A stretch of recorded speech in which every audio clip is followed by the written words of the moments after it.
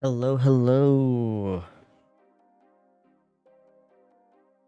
Welcome to a Wednesday reading stream. A little bit different than what I usually do.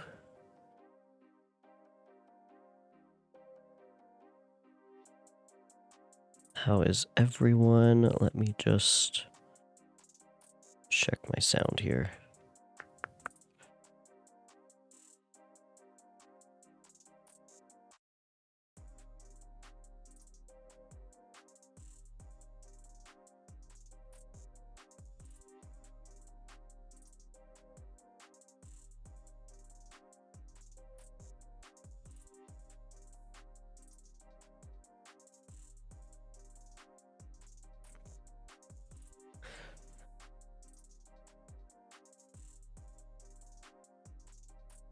All right. Hello, hello, and welcome. We will be reading Frankenstein today, actually. A little bit but spontaneously, a little bit not. I have something else planned for this Friday. And I haven't done reading in a while because I've skipped a couple Fridays, so I figured I'd like to get some reading done, basically.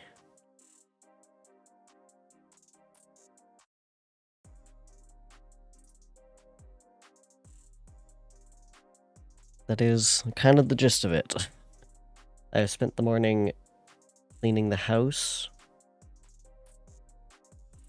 and so now we're gonna sit down and do some reading. Although part of me really wants to play some Minecraft. It's fine.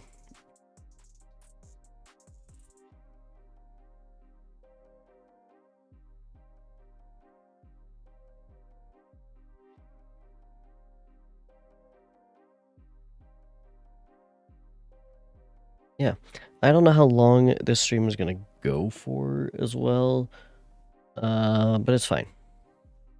Actually, how long is volume 2?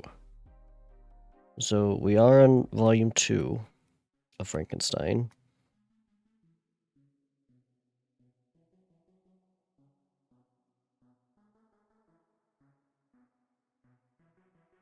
There's 9 chapters. So we might get about halfway through volume 2. It's actually fairly kind of small.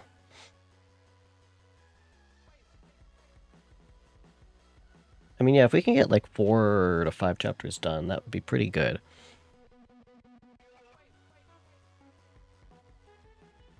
Do I remember? Oh goodness, it's 7. I can never remember which one is correct.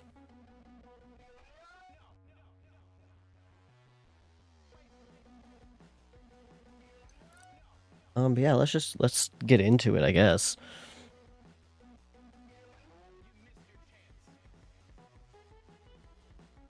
I'm gonna turn off Spotify for you guys. Let's turn on that for me. Okay.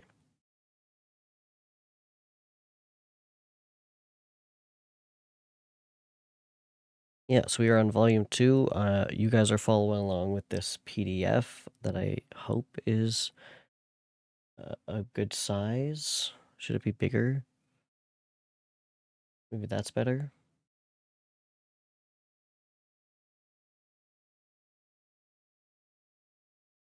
I mean, that's not a bad size. Okay, I'm reading from my book. Just to recap, I'm reading from my physical book. There's also a PDF that I'm following along with you guys, and kind of jumping between the two because they're not both the exact same wording. Some sentences are missing here and there from each, and I want to try and kind of get the gist, get as much as I can.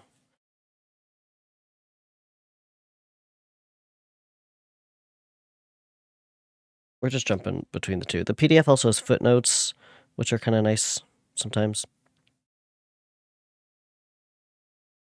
So yeah. Obviously, Frankenstein's monster has been created, and it potentially just killed a child. William? Yes, it just killed William, Frankenstein's youngest brother.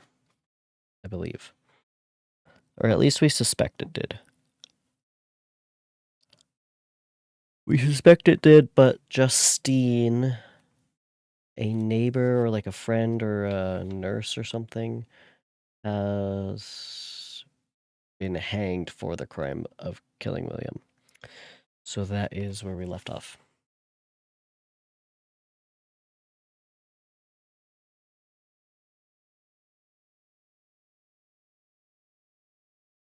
So, Volume 2, Chapter 1.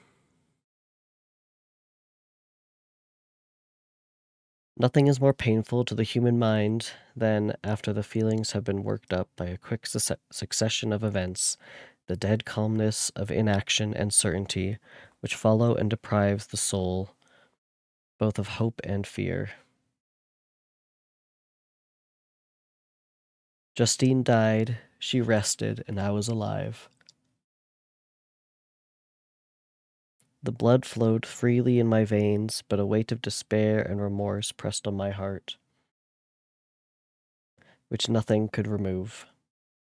Sleep fled from my eyes. I wandered like an evil spirit, for I had committed deeds of mischief beyond description horrible, and more, much more, I persuaded myself, was yet behind.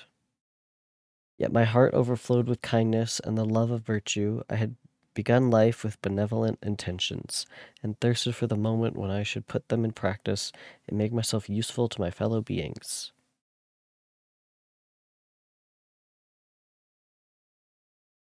Now all was blasted, instead of that serenity of conscience which allowed me to look back upon the past with self-satisfaction, and from thence to gather promise of new hopes. I was seized by remorse and the sense of guilt, which hurried me away to a hell of intense tortures, such as no language can describe.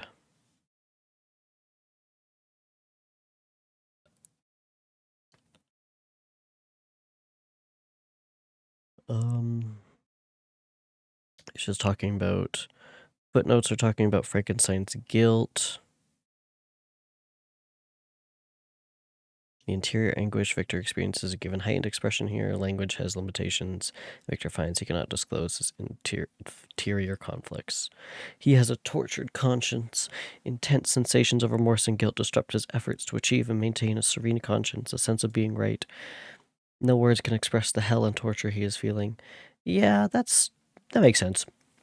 You created a monster. It's fine.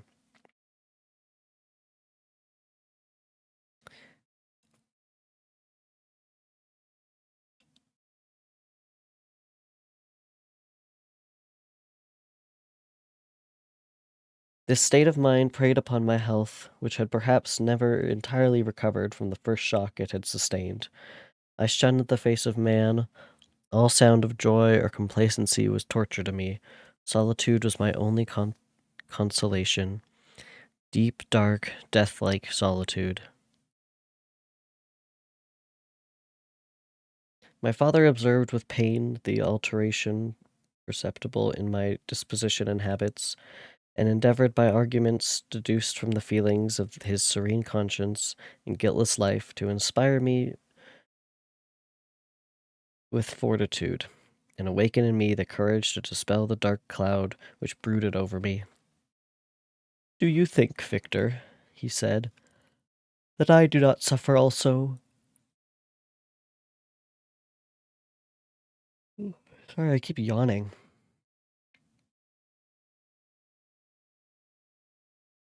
"No one could love a child more than I loved your brother." Tears came into his eyes as he spoke. "But it is not a duty to the survivors that we should refrain from augmenting their unhappiness by an appearance of immoderate grief. It is also a duty owed to oneself, where excessive sorrow prevents improvement or enjoyment, or even the discharge of daily usefulness, without which no man is fit for society." This advice, although good, was totally inapplicable to my case. I should have been the first to hide my grief and console my friends, if remorse had not mingled its bitterness, and terror its alarm, with my other sensations. Now I could only answer my father with a look of despair, and endeavor to hide myself from his view.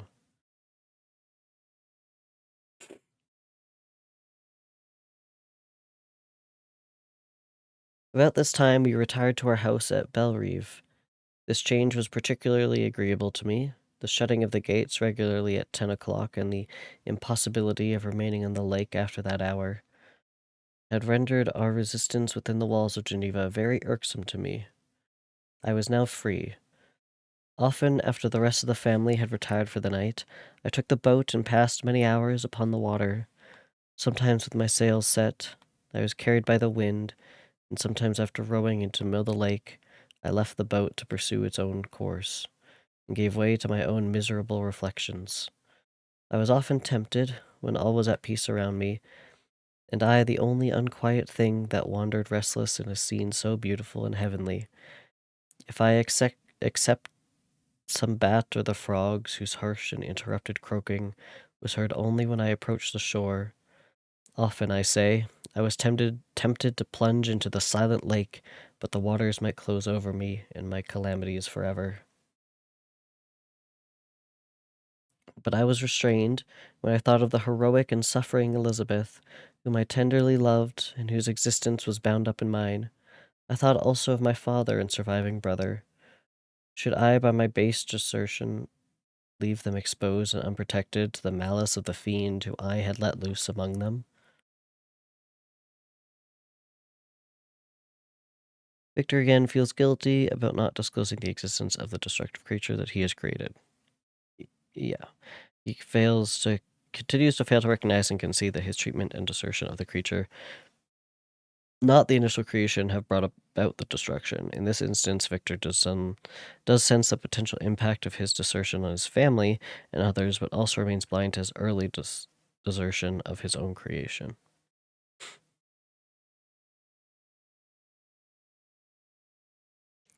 At these moments I wept bitterly, and wished that peace would revisit my mind, only that I might afford them consolation and happiness.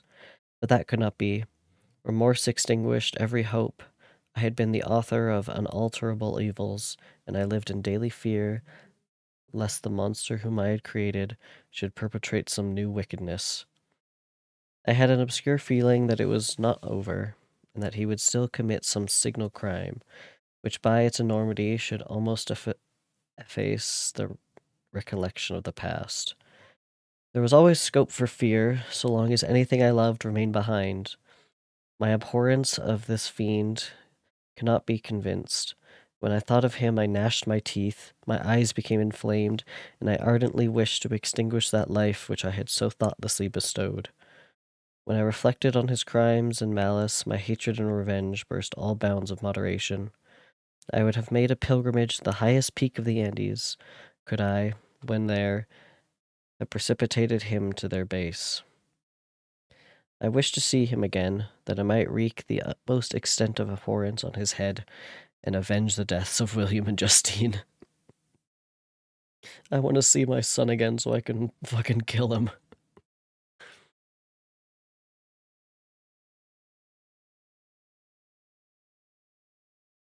What is this footnote?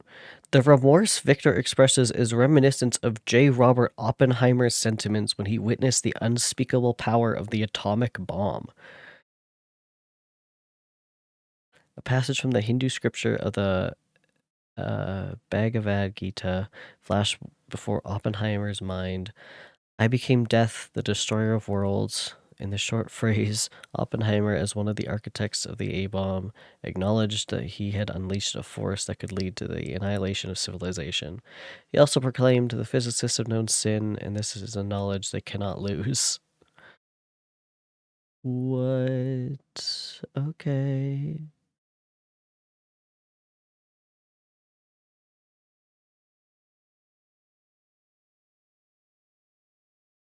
Scientists' responsibility must be engaged before the creation are unleashed, otherwise the conscience cannot be retracted.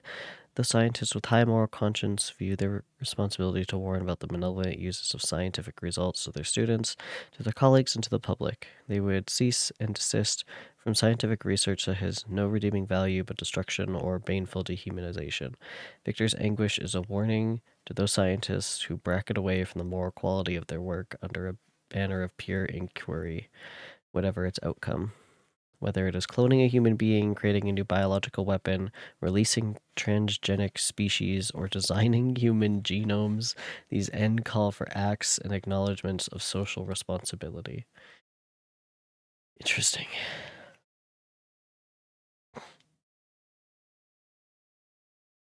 Our house was the house of mourning.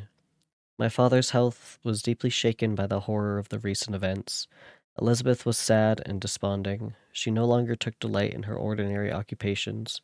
All pleasure seemed to her sacrilege to the dead. Eternal woe and tears, she had thought, was just tribute she should pay to innocence so blasted and destroyed. She was no longer that happy creature who in earlier youth wandered with me to the banks of the lake.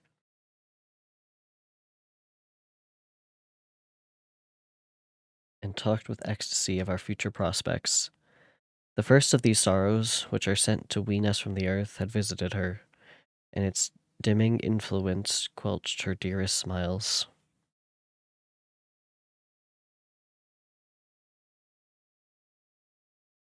She had become grave and often conversed of the inconsistency of fortune and the instability of human life. Footnote: after the death of Justine Moritz, Elizabeth is confronted with the unpredictability of and temporality of life. That is, the awareness that life is forever changing and moving forward, even when its trajectory is one we would never choose for ourselves. In contrast to Victor, who at least initially was preoccupied with notions of fate and destiny, Elizabeth could not help but see the world as unjust and capricious.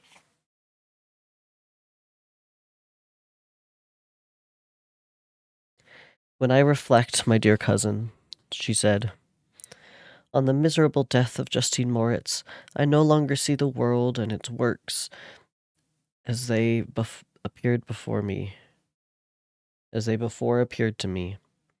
Before, I looked upon the accounts of vice and injustice that I read in books or heard from others as tales of ancient days or imaginary evils. At least they were remote and more familiar to reason than to the imagination. But now misery has come home, and men appear to me as monsters thirsting for each other's blood. Yet I am certainly unjust. Everybody believed that poor girl to be guilty, and if she could have committed the crime for which she suffered, assuredly she would have been the most depraved of human creatures. For the sake of a few jewels, to have murdered the son of her benefactor and friend, a child whom she had nursed from its birth and appeared to love as if it had been her own. I could not consent to the death of any human being, but certainly I should have thought such a creature unfit to remain in the society of man. But she was innocent. I know, I feel she was innocent. You are of the same opinion, and that confirms me. Alas, Victor, when falsehood can look so like the truth, who can assure themselves of certain happiness? I feel as if I were walking on the edge of a precipice, towards which thousands are crowding, and endeavoring to plunge me into the abyss. William and Justine were assassinated, and the murderer escapes. He walks about the world free, and perhaps respected. But even if I were condemned to suffer on the scaffold for the same crimes, I would not change places with such a wretch.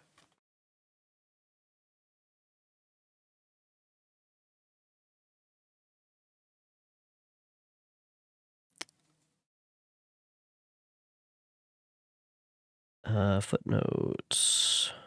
The nature of truth has been debated by philosophers throughout human history. Difficult decisions about truth or deceit are often made by finding a set of facts to support a pre-existing belief.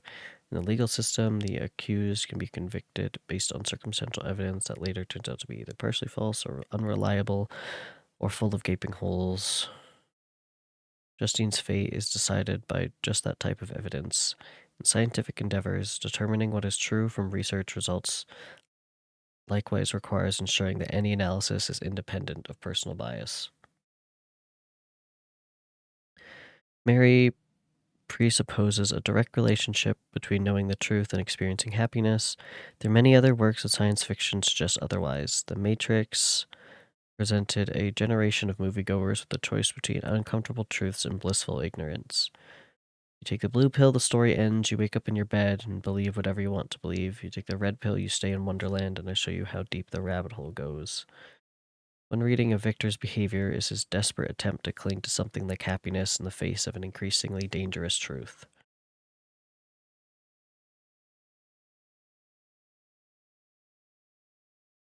I listened to this discourse with the extremest agony.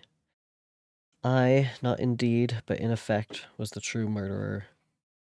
Elizabeth read my anguish in my countenance, and kindly taking my hand, said, "My dearest friend, you must calm yourself. These events have affected me, God knows how deeply, but I am not so wretched as you are. There is an expression of despair and sometimes of revenge in your countenance that makes me tremble. Dear Victor, banish these dark passions. Remember the friends around you who center all their hopes in you. Have we lost the power of rendering you happy?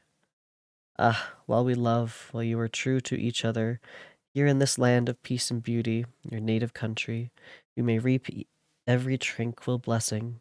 What can disturb our peace? And could not such words from her, whom I fondly prized before every other gift of fortune, suffice to chase away the fiend that lurked in my heart?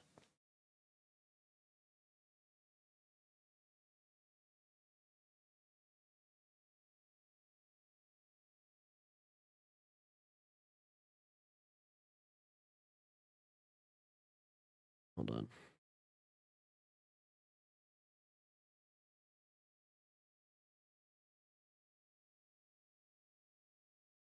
Okay, I think the PDF has something else.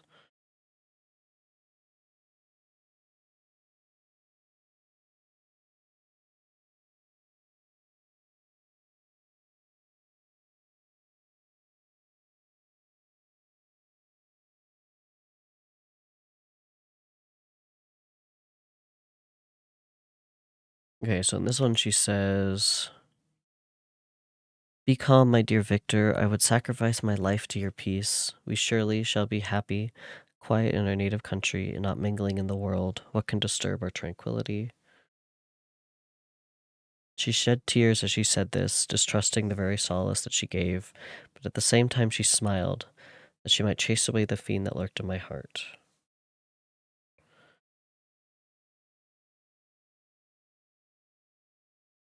My father, who saw in the unhappiness that was painted in my face only an exaggeration of that sorrow which I might naturally feel, thought that an amusement suited to my taste would be the best means of restoring me to my wonted serenity.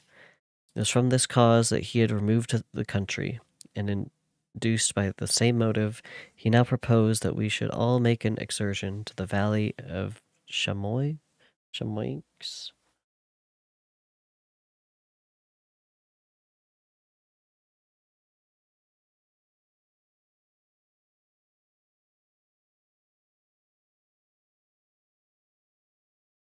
I had been there before, but Elizabeth and Ernest never had, and both had often expressed an earnest desire to see the scenery of this place,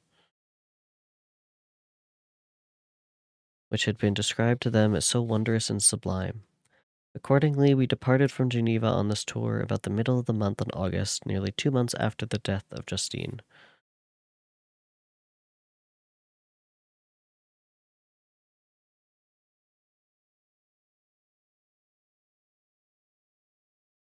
Okay, the PDF and the book are very different.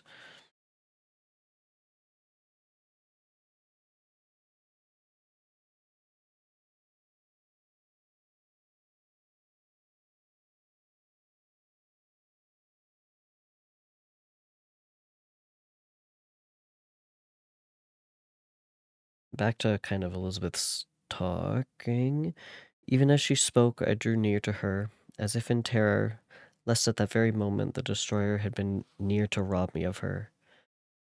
Thus not the tenderness of friendship, nor the beauty of earth, nor of heaven, could redeem my soul from woe. The very accents of love were ineffectual. I was encompassed by a cloud which no beneficial influence could penetrate. The wounded deer dragging its fainting limbs to some untrodden brake, there to gaze upon the arrows which had pierced it, and to die, was but a type of me. Sometimes I could cope with the sullen despair that overwhelmed me, but sometimes the whirlwind passions of my soul drove me to seek, by bodily exercise and by change of place, some relief from my intolerable sensations.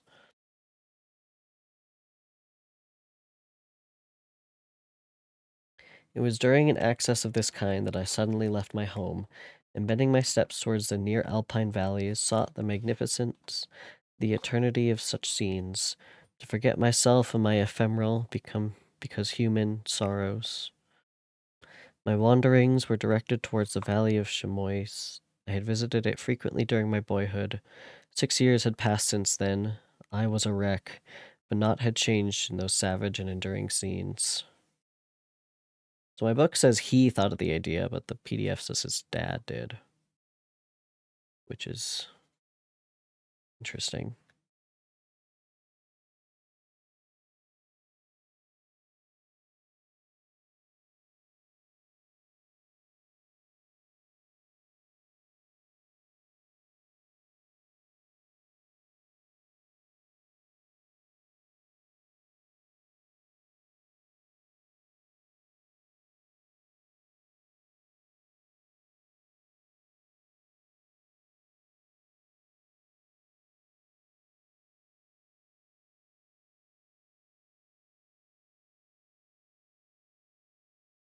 Oh yeah, these are actually kind of very different accounts.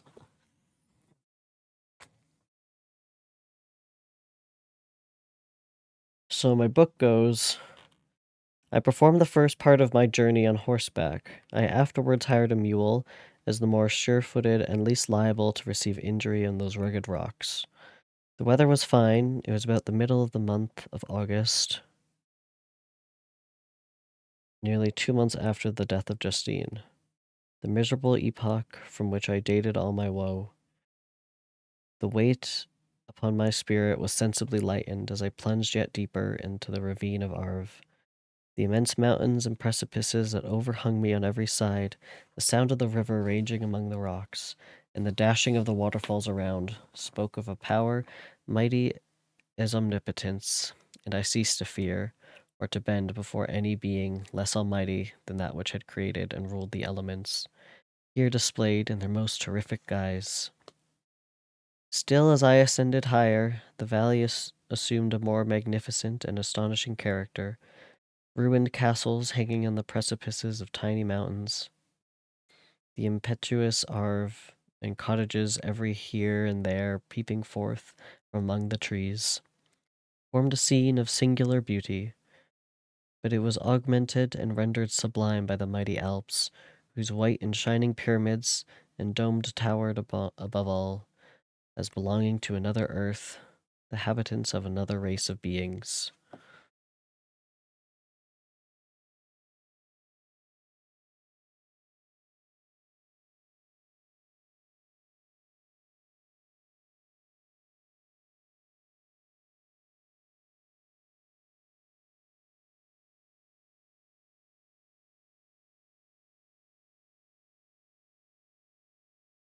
Yeah, and again, the PDF says that the whole family visited. Huh.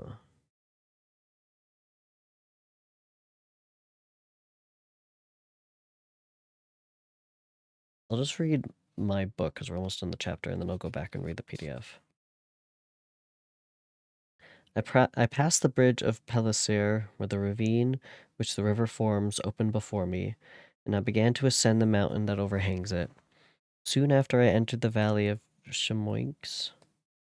This valley is more wonderful and sublime, but not so beautiful and picturesque as that of Cerveau, the which I had just passed.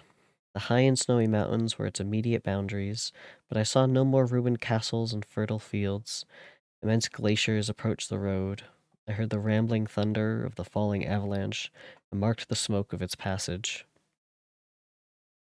Mont Blanc, the supreme and magnificent Mont Blanc, raised itself from the surrounding aiguilles, and its tremendous dome overlooked the valley.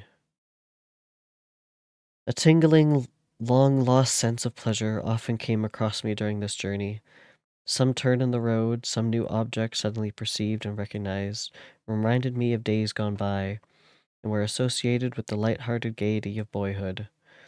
The very winds whispered in soothing accents, and maternal nature bade me weep no more.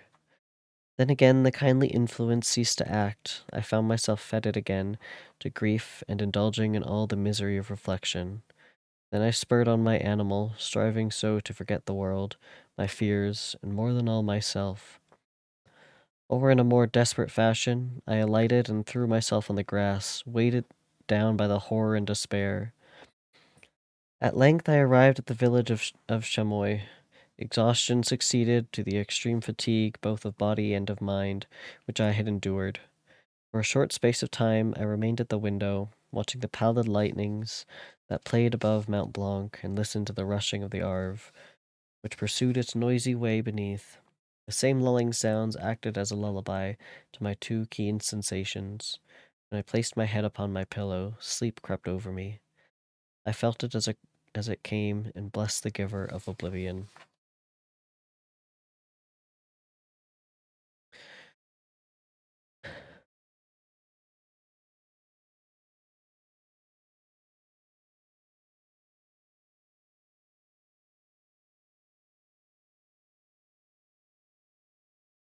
So the PDF, the weather was uncomfortably fine, and if mine had been a sorrow to be chased away by any fleeting circumstance, this excursion would certainly have had the effect intended by my father. As it was somewhat interested in the scene. It sometimes lulled, although it could not extinguish my grief. During the first day we travelled in a carriage. In the morning we had seen the mountains at a distance, towards which we gradually advanced. We perceived that the valley through which we wound, and which was formed by the river Arve, whose course we followed, closed in upon us by degrees, and when the sun had set, we beheld immense mountains and precipices overhanging us on every side. We heard the sound of the river raging among rocks and the dashing of waterfalls around.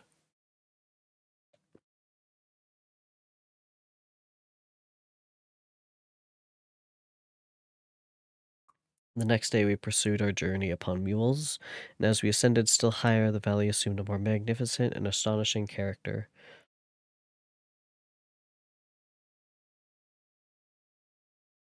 And then that's kind of the same past the bridge of Pellicer. That's the same. During this journey, I sometimes joined Elizabeth and exerted myself to point out to her the various beauties of the scene. I often suffered my mule to lag behind and indulged in the misery of reflection. At other times, I spurred on the animal before my companions that I might forget them, the world, and more than all myself. When at a distance, I alighted and threw myself on the grass, weighed down by horror and despair. At 8 in the evening, I arrived at Chamois. My father and Elizabeth were very much fatigued. Ernest, who accompanied us, was delighted, and in high spirits. The only circumstance that detracted from his pleasure was the south wind and the rain it seemed to promise for the next day. We retired early to our apartments, but not to sleep, at least I did not. I remained many hours at the window, watching the pallid lightning that played above Mont Blanc, and listening to the rushing of the Arve, which ran below my window.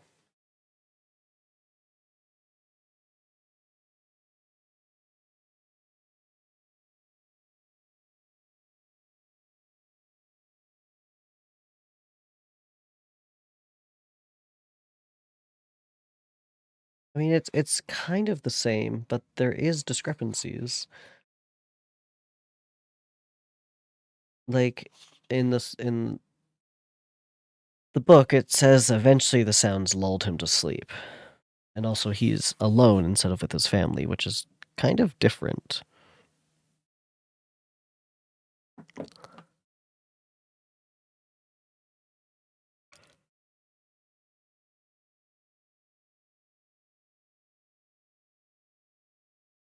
Oh, and now it gets extremely different.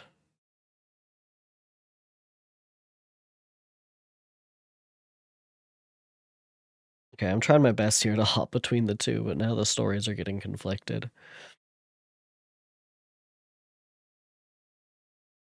which makes sense. We have a very unreliable narrator telling it to another unreliable narrator.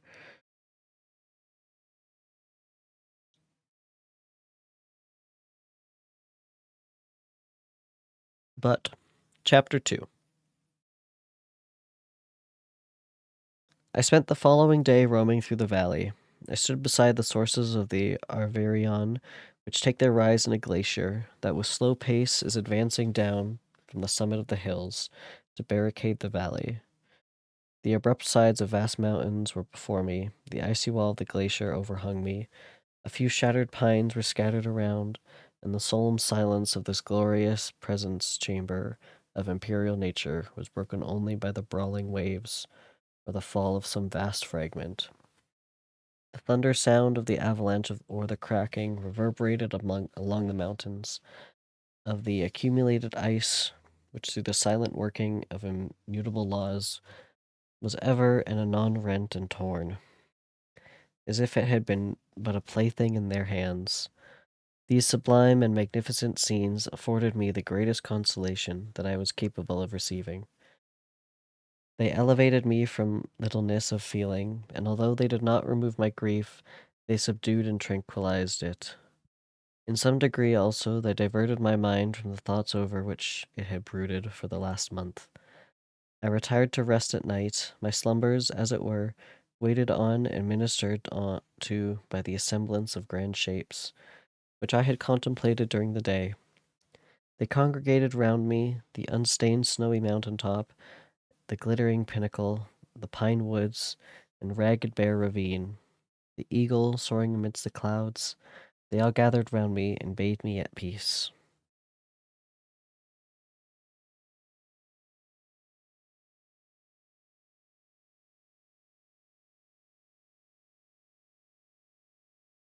So imagine the same thing, but again, his family's there with them.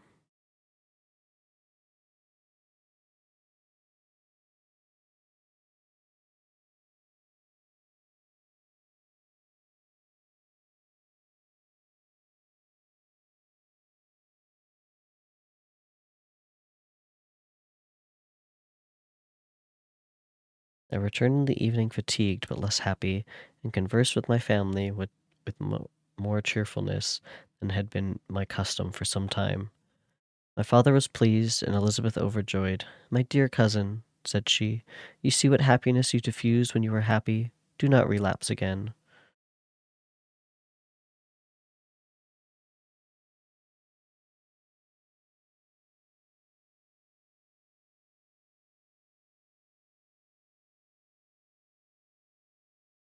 And then I retired to rest at night. My slumbers, as it were, waited on and ministered to by an assemblance of great shapes. Pine woods and ragged bare ravine, the eagle soaring amidst the clouds, they all gathered round me and bade me be at peace. Where had they fled when the next morning I awoke? All of soul and spirit fled with sleep, and dark melancholy clouded every thought. The rain was pouring in torrents, and thick mist hid the summits of the mountains, so that I even saw not the faces of those mighty friends. Still, I would penetrate their misty veil and seek them in their cloudy retreats. What were rain and storm to me?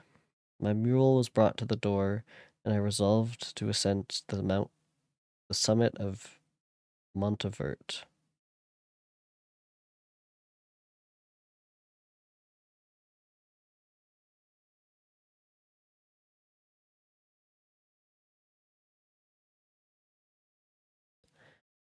Yeah, the following morning the rain poured down in torrents, and thick mists hid the summits of the mountains.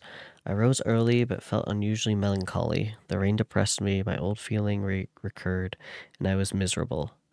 I knew how disappointed my father would be at this sudden change, and I wished to avoid him until I had recovered myself so far as to be unable to conceal those feelings that overpowered me. I knew that they would remain that day at the inn, and I had ever inured myself to rain, moisture, and cold. I resolved to go alone to the summit of Montevert. Okay, I think we're kind of back together now. I remembered the effect that the view of the tremendous and ever moving glacier had produced upon my mind when I first saw it. It had then filled me with a sublime ecstasy that gave wings to the soul and allowed it to soar from the obscure world to light and joy. The sight of the awful and majestic in nature had indeed always the effect of solemnizing my mind and causing me to forget the passing cares of life. I determined to go alone or to go without a guide.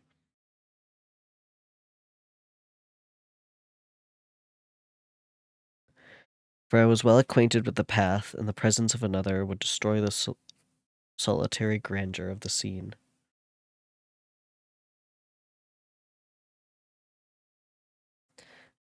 The ascent is precipitous. Precipitous. So, yeah. The idea that exposure to nature produces unique psychological and spiritual benefits was a common sentiment in romantic literacy and artistic circles in the 19th century.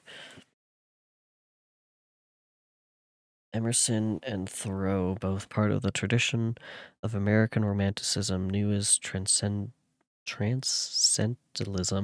celebrated in their writings the value of a life lived close to nature, especially its salutary effect in the poetic and moral imagination.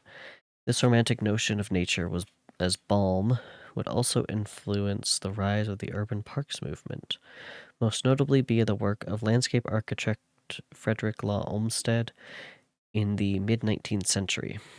Olmsted's plan for Manhattan Central Park, for example, was premised on the idea that contemplation of natural scenery had a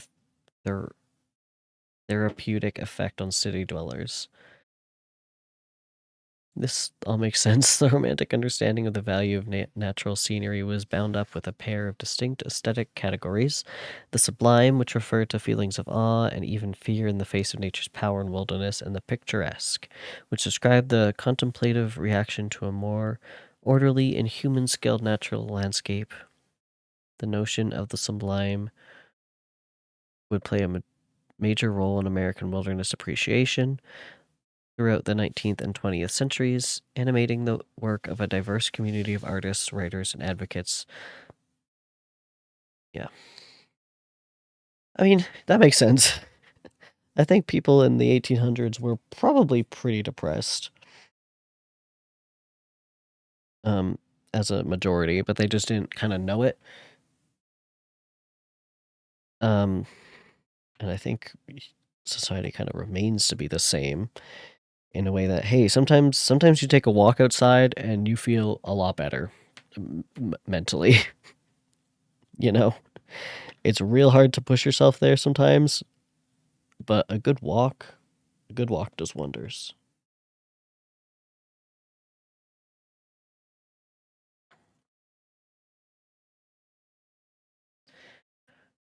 I don't really have a I've never gone so far as to go to the Alps and just kind of have a walk in a glacier, but I'm sure that would cure something.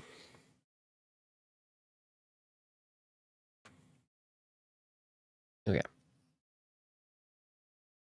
The ascent is precipitous, but the path is cut into continual and short windings, which enable you to surmount the perpendicularity of the mountain. It is a scene terrifically, terrifically desolate. In a thousand spots, the traces of the winter avalanche may be perceived, where trees lie broken and strewed on the ground, some entirely destroyed, others bent, leaning upon the jutted rocks of the mountains, or transversely upon other trees. The path as you ascend higher is intersected by ravines of snow, down which stones continually roll from above.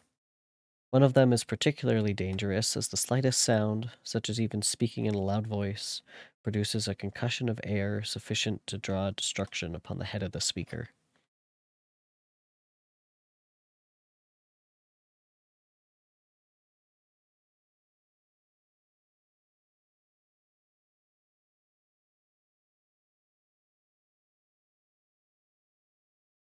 But yeah, the whole nature thing was just to be like, humans haven't changed, man. We're all the same. Anyway. The pines are not tall or luxuriant, but they are somber and add an air of severity to the scene. I looked on the valley beneath. Vast mists were rising from the rivers which ran through it and curling in thick wreaths around the opposite mountains, whose summits were hid in the uniform clouds, while rain poured from the dark sky. And added to the melancholy impression I received from the objects around me. Alas, why does man boast of sensibilities superior to those apparent in the brute? It only renders them more necessary beings. If our impulses were confined to hunger, thirst, and desire, we might be nearly free, and now we are moved by every wind that blows, and a chance word or scene that word may convey to us. And then we have a little poem.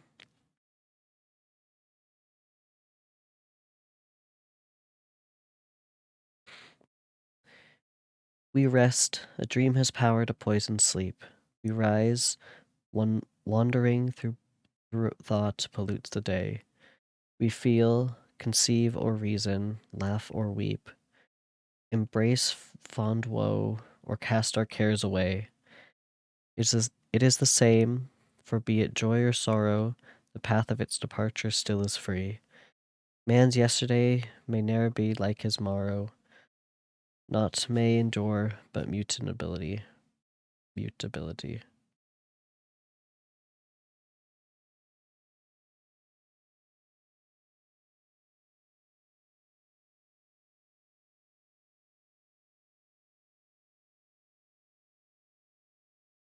Okay, Elizabeth attempts to console Victor with the thought of returning to live together in Geneva. This is a footnote. Unchanging and undisturbed in their peace and bliss, Mary borrows a verse from her husband Percy to remind us that this is a fool's errand. Nostalgia for a past, both perfect and peaceful, is a product of willing forgetting. First, we must forget all the elements of the past that we are not peaceful and perfect. Our memory of the past is edited to make it seem preferable to the uncertainties of the present and future. Second, we must make ourselves forget that we are a part of a system governed by change in net linear direction. The long arc of history bends towards change, and it is not possible to remove from the world the science and technology we have already introduced, and thus return the world to a peaceful but primeval state. Sometimes I wish we could remove some science and technology in any way. It is therefore incumbent upon scientists and engineers to think about how their work is embodied in the world and how the world has changed as a result. Mm-hmm. I don't know why the book thinks that this is from Elizabeth.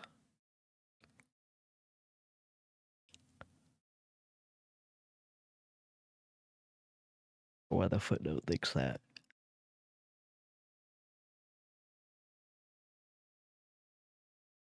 Also, the random poem is interesting. There's been a poem before. Yeah.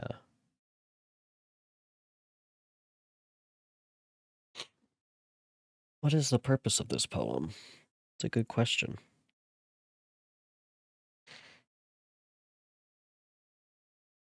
Are we to think that Frankenstein wrote the poem?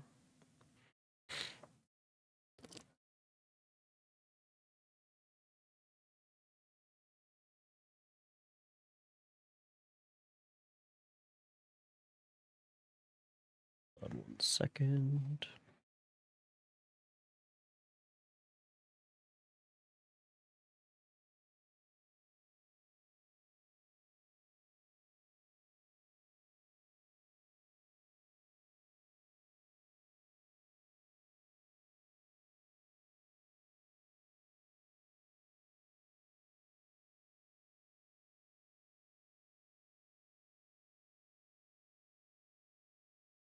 Okay. It was nearly noon when I arrived at the top of the ascent. For some time I sat upon the rock that overlooks the sea of ice. A mist covered both that and the surrounding mountains. Presently, a breeze dissipated the clouds, and I descended upon the glacier. The surface is very uneven, rising like waves of a troubled sea, descending low and interspersed by rifts that sink deep. The field of ice is almost a league in width, and I spent nearly 2 hours in crossing it. The opposite mountain is a bare perpendicular rock.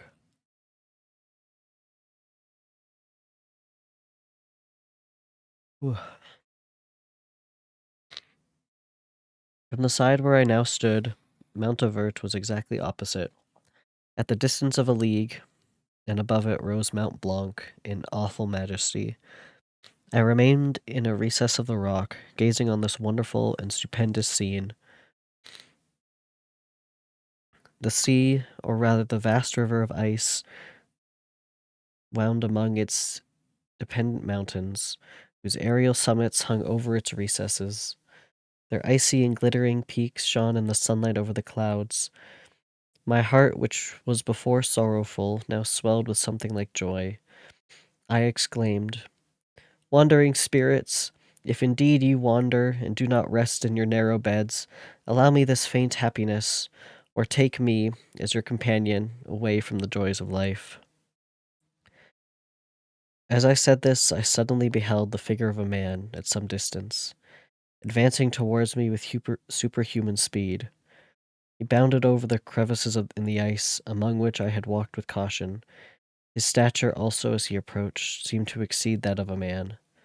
I was troubled. A mist came over my eyes, and I felt a faintness seize me, but I was quickly restored by the cold gale of the mountains. I perceived, as the shape came nearer, slight, tremendous, and abhorred, that it was the wretch whom I had created.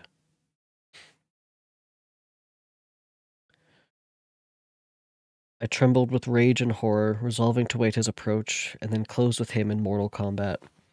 He approached, his countenance bespoke bitter anguish, combined with disdain and malignity, with its unearthly ugliness, rendered it almost too horrible for human eyes.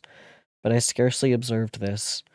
Rage and hatred had been first deprived me of utterance, and I recovered only to overwhelm him with words expressive of furious detestation and contempt. "Devil!" I exclaimed, "do you dare approach me? And do not you fear the fierce vengeance of my arm wreaked on your miserable head? Begone, vile insect, or rather stay, that I may trample you to dust. And oh, that I could, with the extinction of your miserable existence, restore those victims whom you had so diabolically murdered." Oh, I need a voice for him.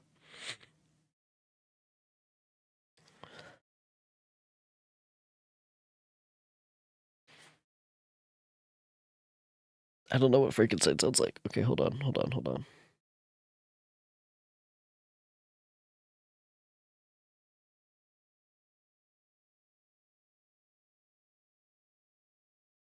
No, I don't think any of my effects are going to work for this.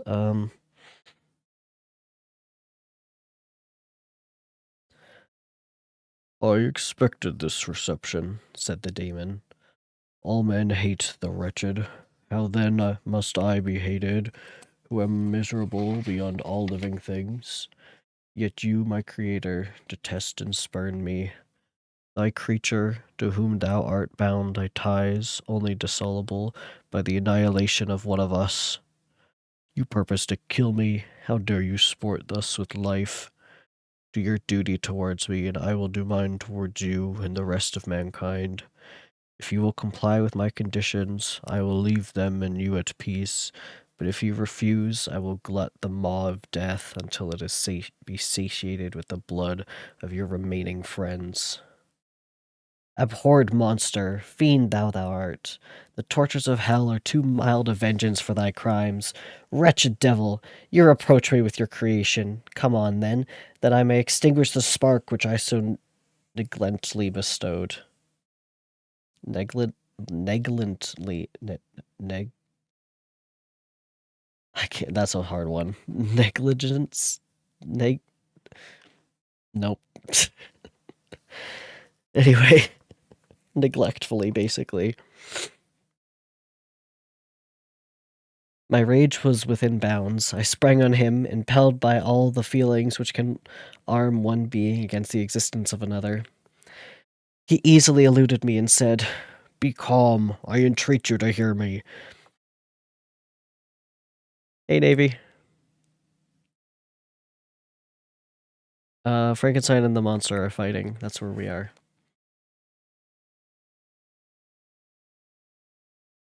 Be calm, I entreat you to hear me, before you give vent to your hatred of my devoted head. Have I not suffered enough that you seek to increase my misery? Life, although it may only be an acclamation of anguish, is dear to me, and I will defend it. Remember, thou hast made me more powerful than thyself. My height is superior to thine, my joints more supple, but I will not be tempted to set myself in opposition to thee. I am thy creature, and I will be even mild and docile to my natural lord and king, if thou wilt also perform thy part, the which thou owest me. O Frankenstein, be not equitable to every other, and trample upon me alone, to whom thy justice and even thy clemency and affection is most due.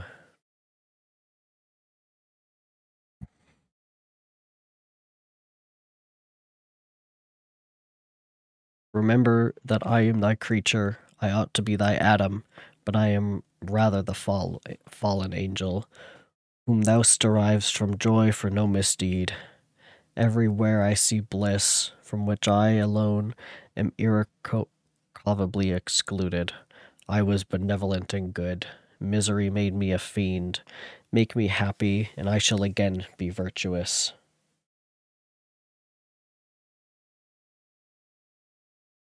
Begone! I will not hear you. There can be no community between you and me. We are enemies. Begone, or let us try our strength in a fight in which one must fall.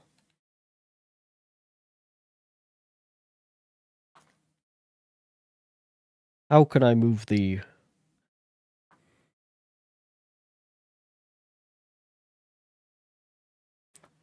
Yeah, that makes sense, Navy. Glad you got home safe, though. That's all good.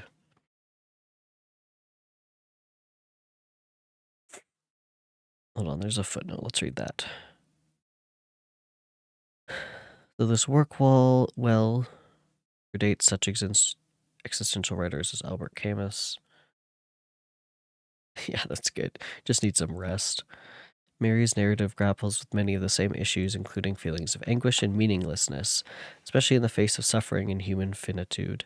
Much like the existentialists who acknowledge the absurdity of making sense of life in a godless world, Victor's creation lives in life full of anguish and isolation, and he has no creator to whom he can turn for answers or consolation. And yet the creature still sees life as dear and chooses to defend it in spite of his endless misery, a point echoed by the existentialists nearly a century later, who emphasized both the absurdity and the beauty in choosing to continue to live in the face of suffering. Mere existence in this sense becomes a form of resistance or rebellion against meaninglessness and our unyielding trajectory towards death. For more on existentialism, see blah, blah, blah, blah.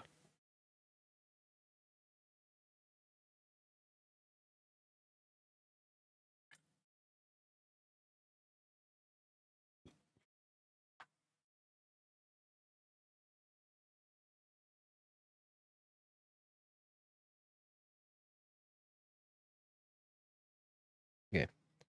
How can I move thee? Will no entreaties cause thee to turn a favorable eye upon thy creature, who implores thy goodness and compassion? Believe me, Frankenstein, I was benevolent, my soul glowed with love and humanity, but am I not alone, miserably alone? You, my creator, abhor me. What hope can I gather from your fellow creatures, who owe me nothing? They spurn and hate me. The desert mountains and dreary glaciers are my refuge. I have wandered here many days. The caves of ice, which I only do not fear, are a dwelling to me, and the only one which man does not grudge. These bleak skies I hail, for they are kinder to me than your fellow beings. If the multitude of mankind knew of my existence, they would do as you do, and arm themselves for my destruction. Shall I not then hate them who abhor me? I will keep no terms with my enemies. I am miserable, and they shall share my wretchedness.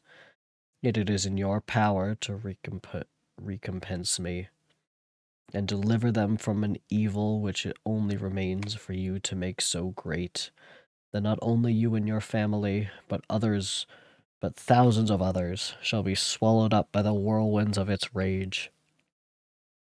Let your compassion be moved, and do not disdain me. Listen to my tale. When you have heard that, abandon or commiserate me, as you shall judge that I deserve.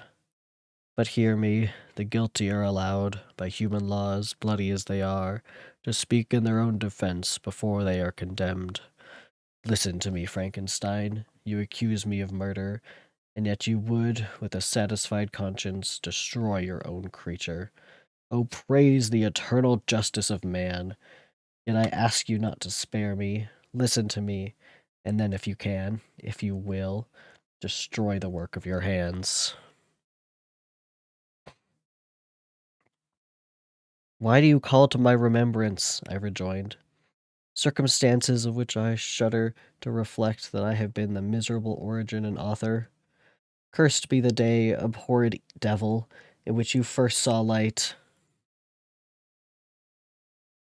Oh, hold on.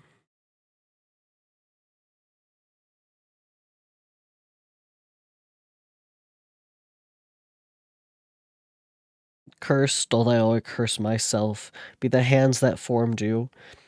You have made me wretched beyond expression. You have left me no power to consider whether I am just to you or not. Begone! Relieve me from the sight of your detested form. Thus I relieve thee, my creator, he said, and placed his hated hands before my eyes, which I flung from me with violence.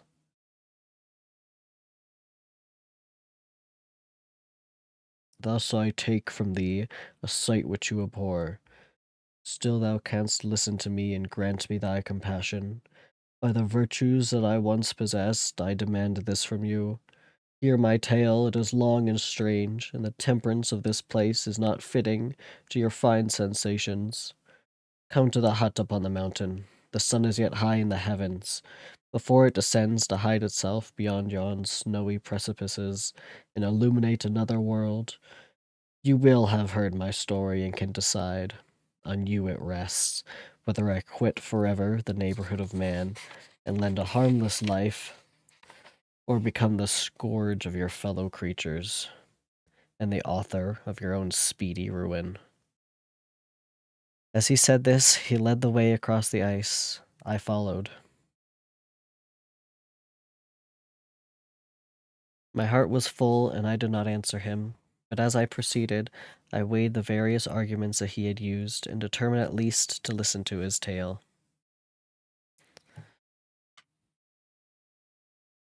I was partly urged by curiosity, and compassion confirmed my resolution.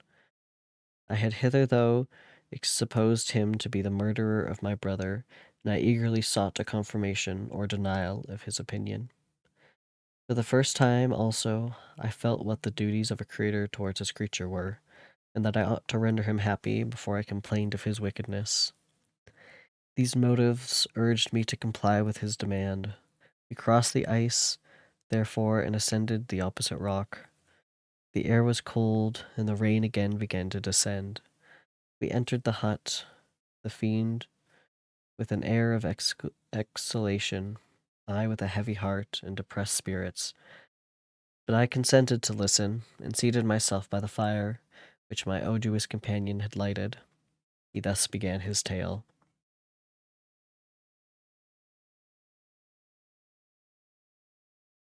Okay, we've got footnotes to read.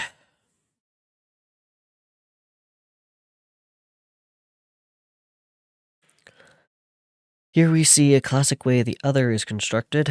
The creature, an outcast from human society, begs Victor to hear his story and see things from his, the other's, perspective. He asks, in essence, to be recognized as human, and yet anticipating rejection, the creature also proclaims his hatred for the humans who can grant him this recognition. This profound ambivalence is in a sense at the core of otherness. The other, as critics from Franz Fanon to Beatrice Spivak have argued, has split within himself. A wound at the heart of his selfhood. He knows who he is, and yet in the eyes of his fellow humans, he sees only the monster they imagine him to be. In this scene, it is also important to consider that the creature's perspective is presented by Victor himself. As readers, we cannot truly know the creature, nor will we ever know what he actually says. We only have Watson's version of Victor's version of the creature's story. It's possible that Victor simply wants us to believe that the creature hates humanity, and so has chosen to include only the most terrifying and vengeful statements that the creature makes. Again, this is what it means to construct an other. The truth of the other's experience is barred from us because we have access to it only through representations created by a society that has rejected that other.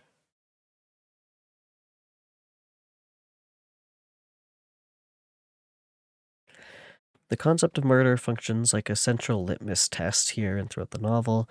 On one hand, if you see Victor's creation as a person, then Victor is countenancing murder as he seeks to destroy his creation. Indeed, it would become very difficult to make a moral distinction between Victor and the creature if this were the case. On the other hand, if the creature is a beast, a piece of property, or a daemon, then it is not possible to murder him because he is not a person. During slavery, this question arose on a number of occasions.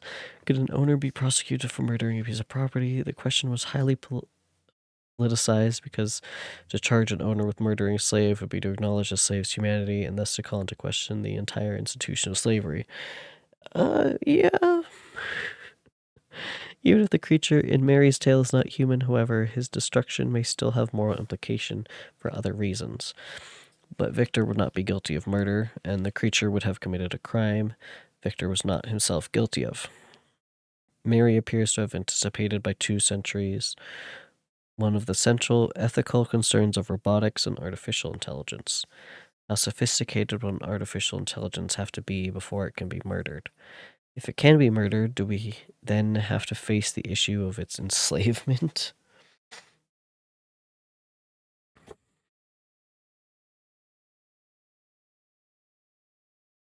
Anyway, chapter 3. Hold on.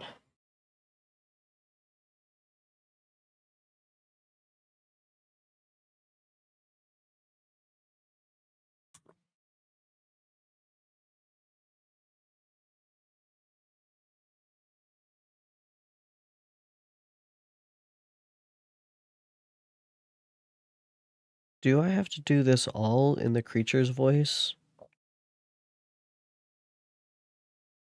Because he's talking this entire chapter.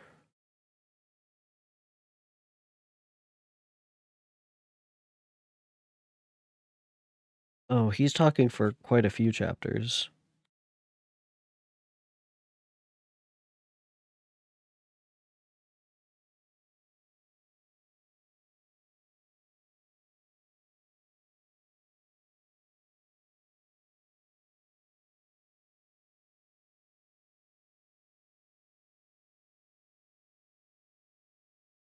Yeah, he's talking for the rest of volume 2.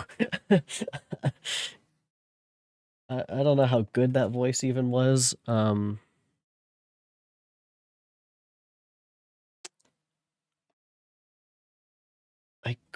do wonder if I could put a filter. Um,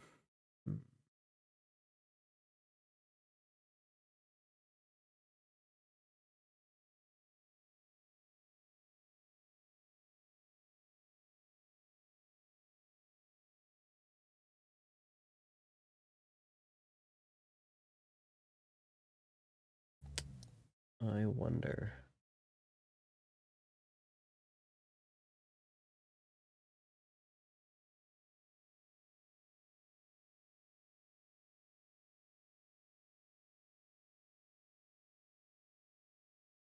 I need to like pitch it down, I think, if I wanted to do that.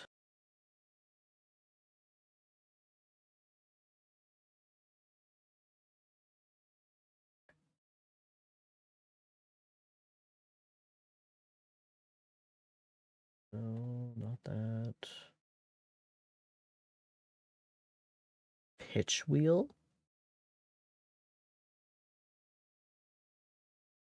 Okay, hold on. I need to listen to this. Did that do anything?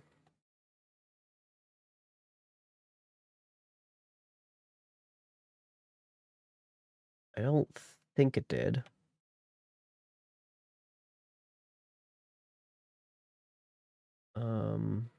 Oh wait, enable. I have turned the pitch down. Does that do anything? Nope.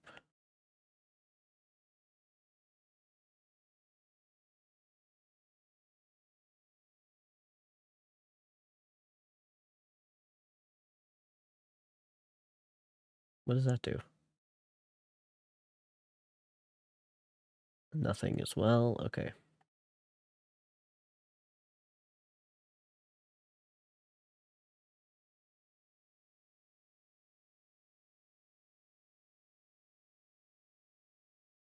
I used to have a thing that changed my pitch. Oh no, I think that echoed.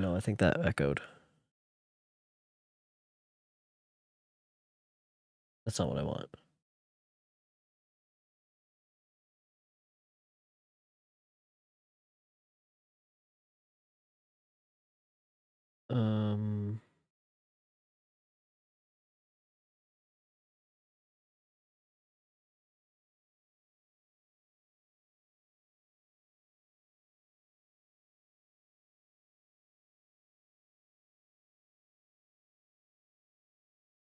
Yeah, the main stuff I just have is echoes.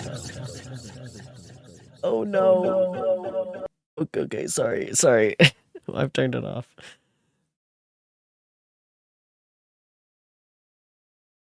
Yeah.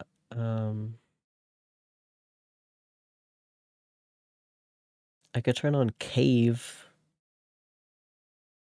This is cave. Do you want to listen to 4 chapters with cave? I think I'll just read normally. You're here to hear a story.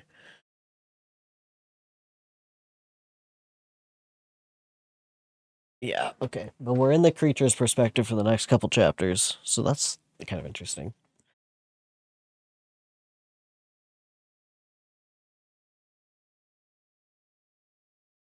Yeah, let's just go normal voice.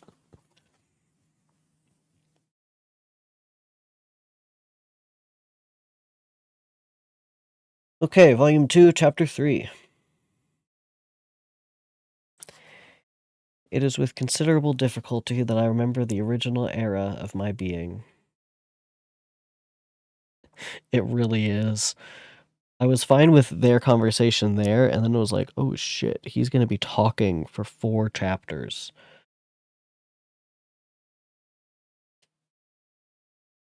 Anyway. It was with considerable difficulty that I remember the original era of my being. All the events of that period appear confused and indistinct. Oops, sorry, that hit my mic.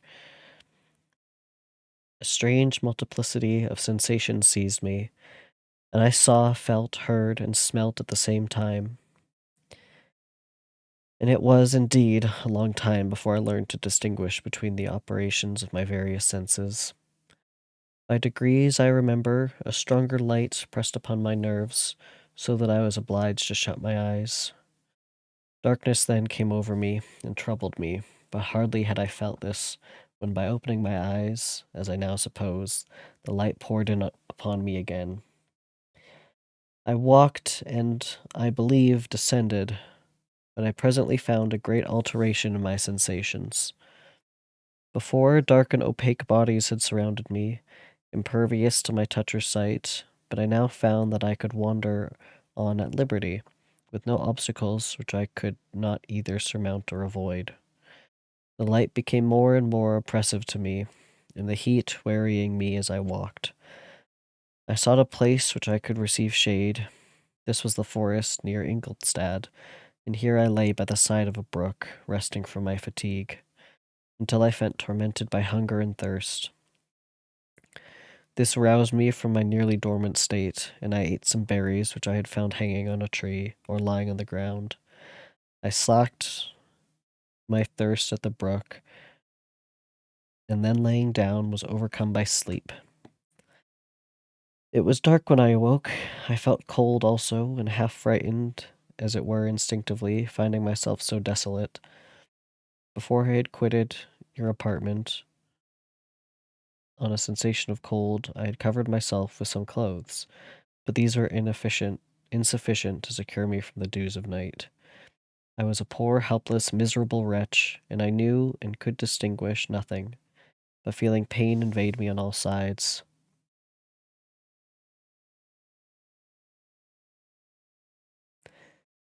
Would he feel like he just woke up from, like, the world's worst surgery?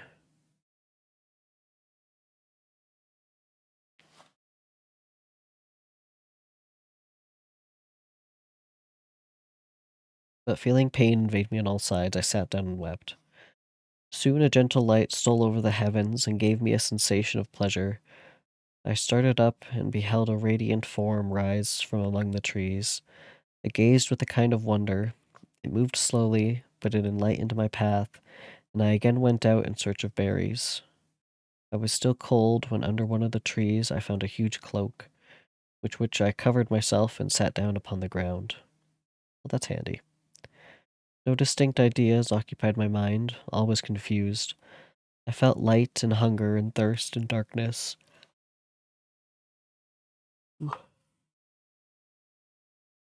Innumerable sounds rang in my ears, and on all sides various scents saluted me. The only object that I could distinguish was the bright moon, and I fixed my eyes on that with pleasure. Several changes of day and night passed, and the orb of night had greatly lessened, when I began to distinguish my sensations from each other. I gradually saw plainly the clear stream that supplied me with drink, and the trees that shaded me with their foliage. I was delighted when I first discovered that a pleasant sound, which often saluted my ears, proceeded from the throats of the little winged animals who had often intercepted the lights from my eyes. I began also to observe with greater accuracy the forms that surrounded me, and to perceive the boundaries of the radiant roof of light which canopied me. Sometimes I tried to imitate the pleasant songs of the bird, but was unable. Sometimes I wished to express my sensations in my own mode, but the uncouth and inarticulate sounds which broke from me frightened me into silence again. Yeah, he's basically a baby learning in general. The moon had disappeared from the night, and again, with a lessened form, showed itself. While I still remained in the forest, my sensations had by this time become distinct, and my mind received every day additional ideas. My eyes became accustomed to the light and to perceive objects in their right forms. I distinguished the insect from the herb, and by degrees one herb from another. I found that the sparrow uttered none but harsh notes, while those of the blackbird and thrush were sweet and enticing. One day, when I was oppressed by cold, I found a fire which had been left by some wandering beggars.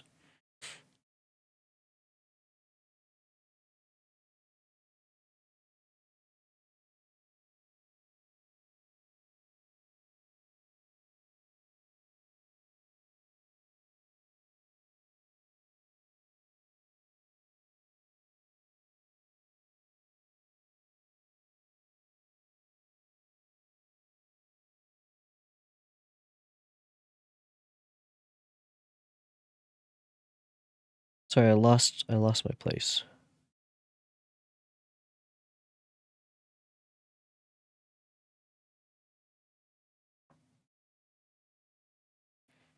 One day, when I was suppressed by cold, I found a fire which had been left by some wandering beggars, and was overcome with delight at the warmth I experienced from it. In my joy, I thrust my hand into the live embers, but quickly drew it out again with a cry of pain. How strange, I thought, that the same cause should produce such opposite effects. I examined the materials of the fire, and to my joy found it to be composed of wood. I quickly collected some branches, but they were wet and would not burn. I was pained at this, and sat there watching the operation of the fire. The wet wood, which I had placed near the heat, dried, and itself became inflamed. I reflected on this, and by touching the various branches, I discovered the cause, and busied myself in collecting a great quantity of wood, that I might dry it and have a plentiful supply of fire. When night came on, and brought sleep with it, I was in the greatest fear lest my fire should be extinguished. I covered it carefully with dry wood and leaves and placed wet branches upon it, and then spreading my cloak, I lay on the ground and sunk into sleep.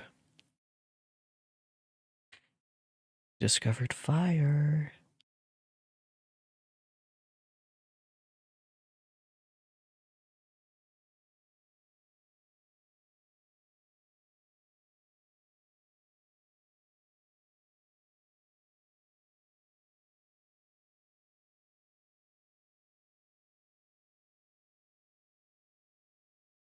It was morning when I awoke, and my first care was to visit the fire. I uncovered it, and a gentle breeze quickly fanned it into a flame. I observed this and contrived a fan of branches, which roused the embers when they were nearly extinguished. When night came again, I found with pleasure that the fire gave light as well as heat, and that the discovery of this element was useful to me in my food, for I found some of the offals that the travelers had left had been roasted, and tasted much more savory than the berries I gathered from the trees. I tried, therefore, to dress my food in the same manner, placing it on the live embers. I found that the berries were spoiled by this operation, and the nuts and roots much improved. Food, however, became scarce, and I often spent the whole day searching in vain for a few acorns to assuage the pangs of hunger.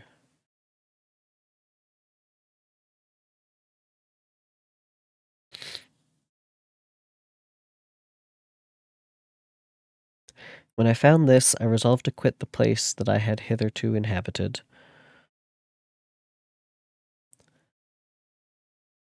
To seek for one where the few wants I experienced would be more easily satisfied.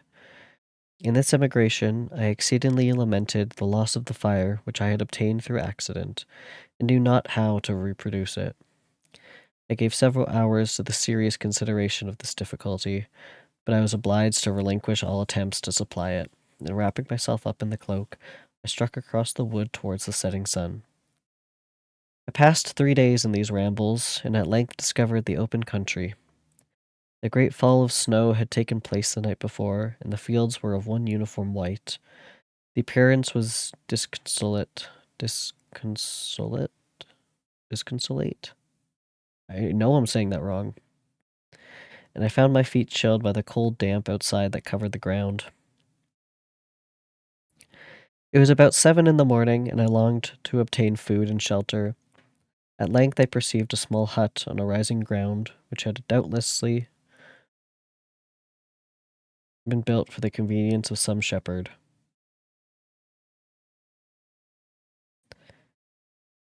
This was a new sight to me, and I examined the structure with great curiosity. Finding the door open, I entered.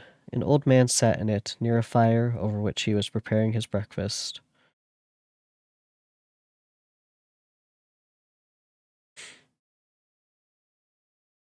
So when he was in the apartment, he probably just couldn't see, much like when babies are born, their vision's like really bad.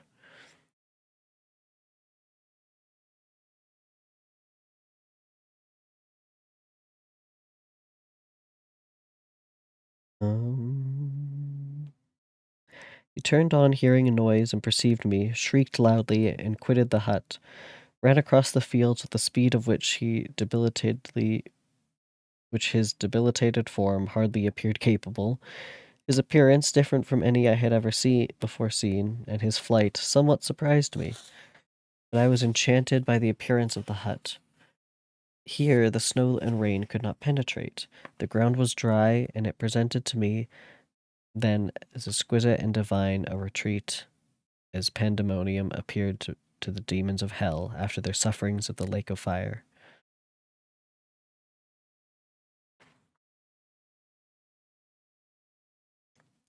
I greedily devoured the remnants of the shepherd's breakfast, which consisted of bread, cheese, milk, and wine. The latter, however, I did not like. Then, overcome by fatigue, I lay down among some straw and fell asleep. He doesn't like wine.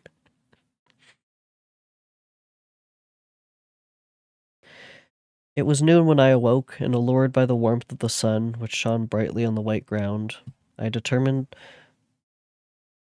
to recommence my travels. and depositing the remains of the peasant's breakfast in a wallet I found, I proceeded across the fields for several hours, until at sunset I arrived at a village. How miraculous did this appear! The huts, the neater cottages, the stately houses engaged my admiration by turns. The vegetables in the gardens, the milk and cheese that I saw placed at the windows of some of the cottages, allured my appetite. One of the best of these I entered, but I had hardly placed my foot within the door before the children shrieked, and one of the women fainted. The whole village was roused. Some fled, some attacked me until, grievously bruised by stones, and many other kinds of missile weapons, I escaped to the open country and fearfully took refuge in a low hovel, quite bare and making a wretched appearance after the palaces I had beheld in the village.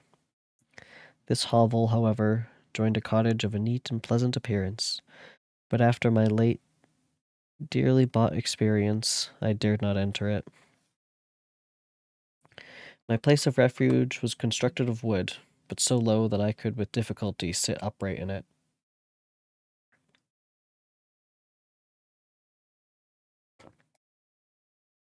No wood, however, was placed on the earth which formed the floor, but it was dry, and although the wind entered it by innumerable chinks, I found an agreeable asylum from the snow and rain.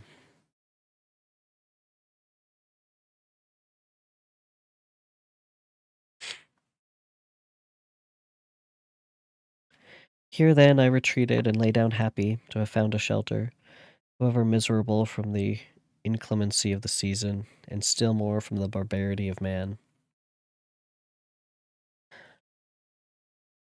I'm still thinking about his voice, okay? Because the creature is made up of many parts, but he would have had one man's voice box, presumably, right? But also that would be altered by his tongue and his teeth and his mouth in general. So really depending on how those parts were constructed, I feel like his voice either sounds oddly normal or like, but I feel like it's more likely that it kind of sounds a little bit jarbled. He probably has like an accent of sorts. He must have like his own kind of accent. Like he's learning language on his own, right?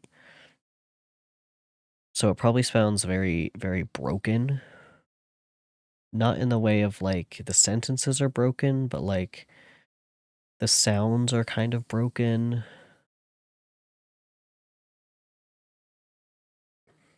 I don't know. It's just interesting to imagine him telling all of this to Victor with his like probably garbled ish voice.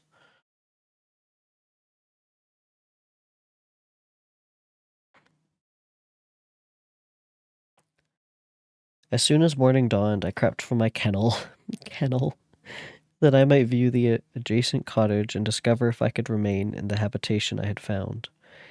It was situated against the bank of the cottage and surrounded on the sides, which were exposed by a pigsty and a clear pool of water. One part was open, and by that I had crept in, and now I covered every crevice by which I might be perceived with stones and wood, yet in such a manner that I might have moved them on occasion to pass out. All the light I enjoyed came through the sty, and that was sufficient for me. Having thus arranged my dwellings and carpeted it with clean straw, I retreated. I retired, for I saw the figure of a man at a distance, and I remembered too well my treatment the night before to trust myself in his power. I had first, however, provided for my sustenance for that day by a loaf of coarse bread, which I purloined, and a cup with which I could drink, more conveniently than from my hand, of the pure water which flowed by my retreat. The floor was a little raised, so that it was kept perfectly dry, and by its vicinity to the chimney of the cottage it was tolerably warm. This also specifically this scene with him sleeping in the pigsty and talking to his father kind of is reminiscent, not reminiscent, but mirrors the story of like the prodigal son from the Bible. Okay? Stick with me. If you've ever read the story or heard of the prodigal son from the Bible, um,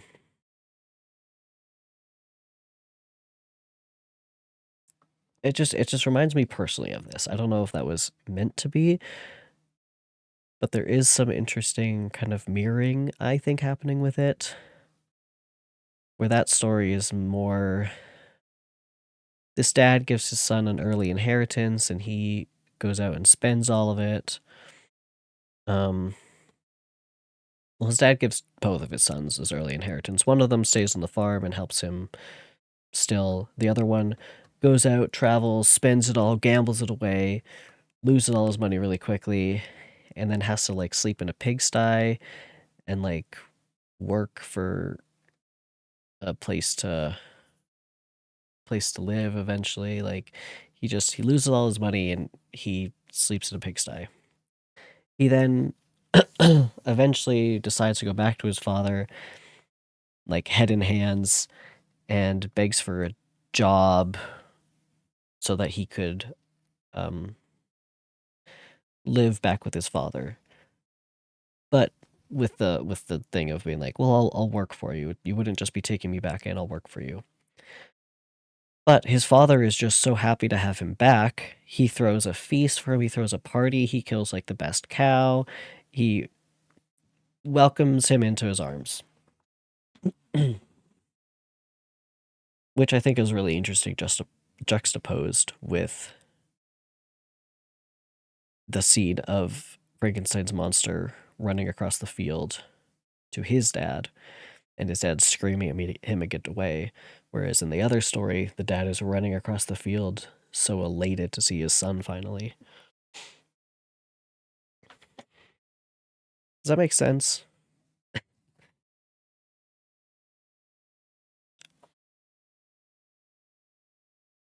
I think it's interesting if that was planned.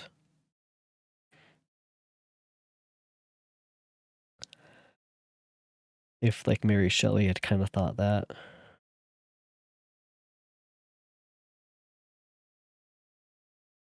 It's just another way of showing how awful Victor is as a father, basically.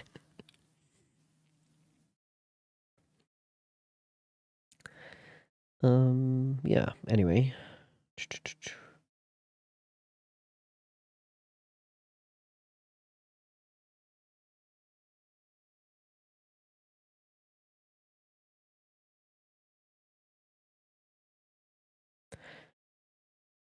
Being thus provided, I resolved to reside in this hovel until something should occur which might alter my determination. It was indeed a paradise compared to the bleak forest, my former residence, the rain-dropping branches and dank earth. I ate my breakfast with pleasure and was about to remove a plank to procure myself a little water when I heard a step and looked through a small chink. I beheld a young creature with a pail on her head passing before my hovel. The girl was young and of gentle demeanor, unlike what I have since found cottages and farmhouse servants to be. Yet she was meanly dressed, a coarse blue petticoat and a linen jacket being her only garb. Her fair hair was plaited, but not adorned. She looked patient, yet sad. I lost sight of her. In about a quarter of an hour she returned bearing the pail, which was now partly filled with milk. As she walked along, seemingly incommodated by the burden, a young man met her, whose countenance expressed a deeper despondence. Uttering a few sounds with an air of melancholy, he took the pail from her head and bore it to the cottage himself. She followed, and they disappeared. Presently I saw the young man again, with some tools in his hand, across the field behind the cottage. The girl was also busied, sometimes in the house and sometimes in the yard. On examining my dwelling, I found that one of the windows of the cottage had formerly occupied a part of it, but the panes had been filled up with wood, In one of these was a small and almost imperceptible chink through which the eye could just penetrate. Through this crevice, a small room was visible, whitewashed and clean, but the very bare of furniture in one corner, near a small fire, sat an old man, leaning his head on his hands in a disconsolate attitude. The young girl was occupied in arranging the cottage, but presently she took something out of the drawer, which employed her hands, and she sat down beside the old man, who, taking up an instrument, began to play, and to produce sounds sweeter than the voice of the thrush or the nightingale. It was a lovely sight, even to me, poor wretch, who had never beheld aught beautiful before. The silver hair and benevolent countenance of the aged cottager won my reverence, while the gentle manners of the girl enticed my love.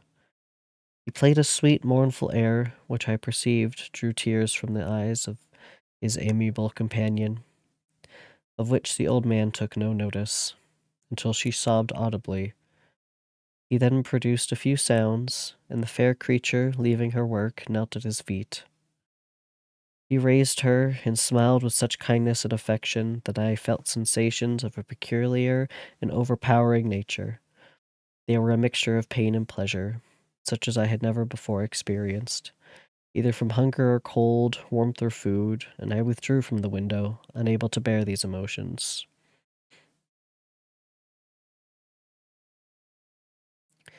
Soon after this young man returned, bearing on his shoulders a load of wood.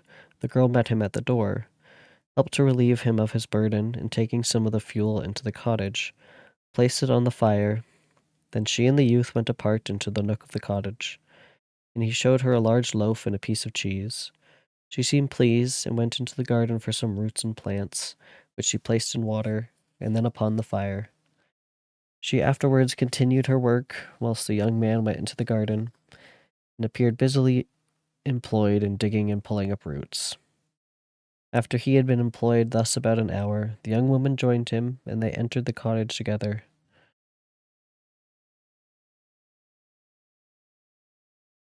Hello.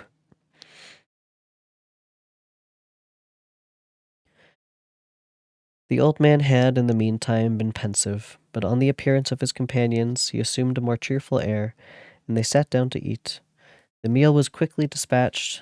The young woman was again occupied in arranging the cottage. The old man walked before the cottage in the sun for a few minutes, leaning on the arm of the youth.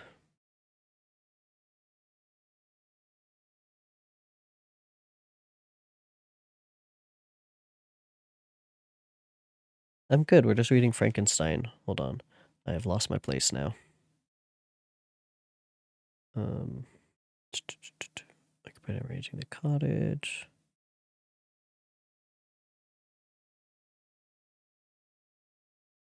Oh no, that's okay. I just keep forgetting to follow along with the PDF. I've got a book and a PDF, and just I lose my place easy.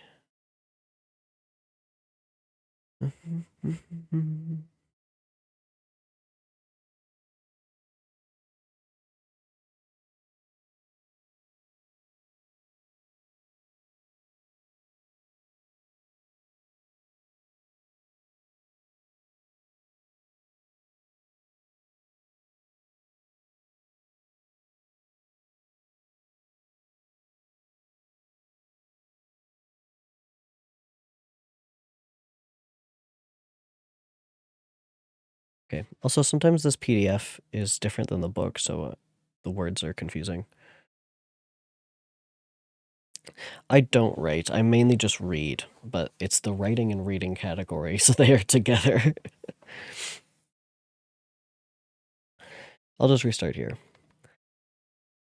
The old man had, in the meantime, been pensive, but on the appearance of his companions, he assumed a more cheerful air, and they sat down to eat. The meal was quickly dispatched.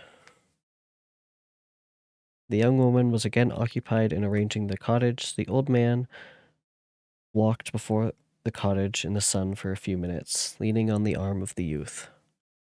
Nothing could exceed in beauty the contrast between these two excellent creatures. One was old, with silver hairs and a countenance beaming with benevolence and love. The younger was slight and graceful in his figure, and his features were molded with the finest symmetry. Yet his eyes and attitude expressed the utmost sadness and despondency. The old man returned to the cottage, and the youth, with tools different from those he had used in the morning, directed his steps across the field.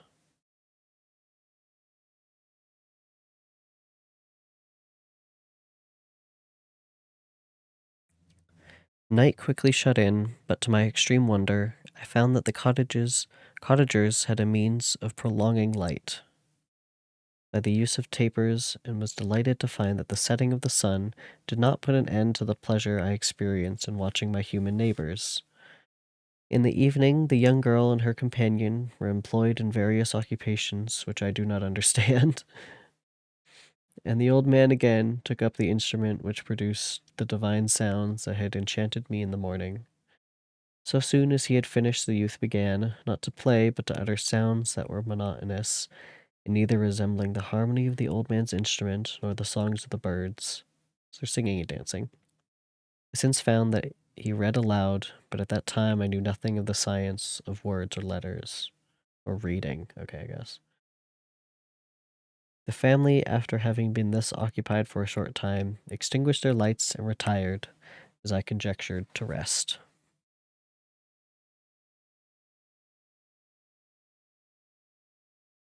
Yeah, hello. We are reading Frankenstein, if that wasn't kind of clear by the title. Here's some water.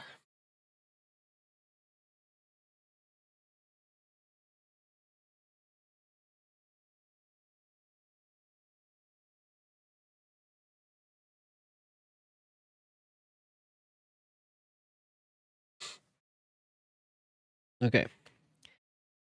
This is all the creature's perspective as well. I'm not doing a voice because that's going to hurt because it's like 4 chapters of his perspective. We are on chapter 4 of volume 2, so we're like halfway through the book in total right now. Yeah, this is page 100 for me. So we're basically like halfway.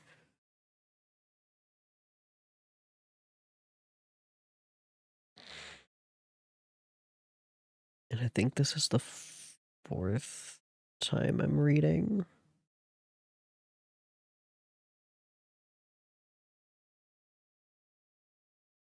Let's double check.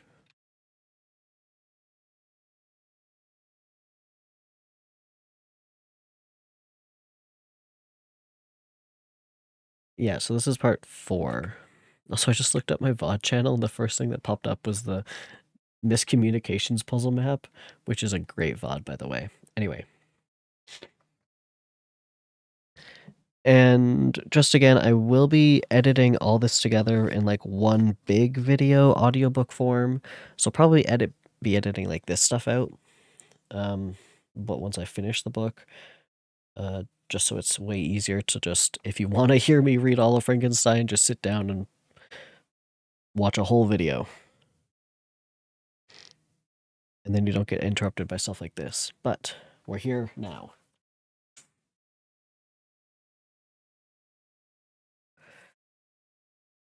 Chapter 4. I lay on my straw, but I could not sleep. I thought of the occurrences of the day. What chiefly struck me was the gentle manners of those people, and I longed to join them, but dared not. I remembered too well the treatment I had suffered the night before from the barbarous villagers, and resolved, whatever course of conduct I might hereafter think it right to pursue, that for the present I would remain quietly in my hovel, watching and endeavoring to discover the motives which influence their actions.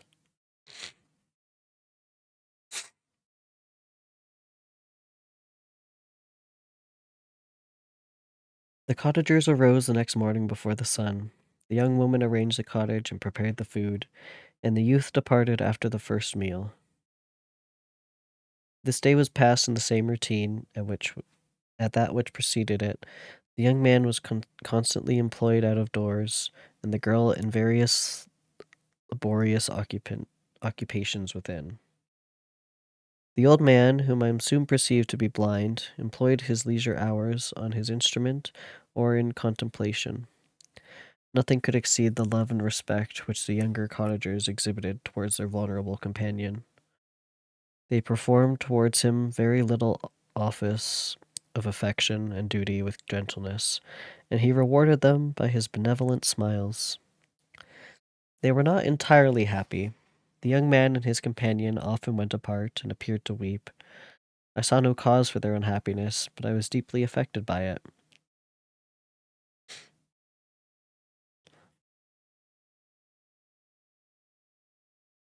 If such lovely creatures were miserable, it was less strange that I, an imperfect and solitary being, should be wretched.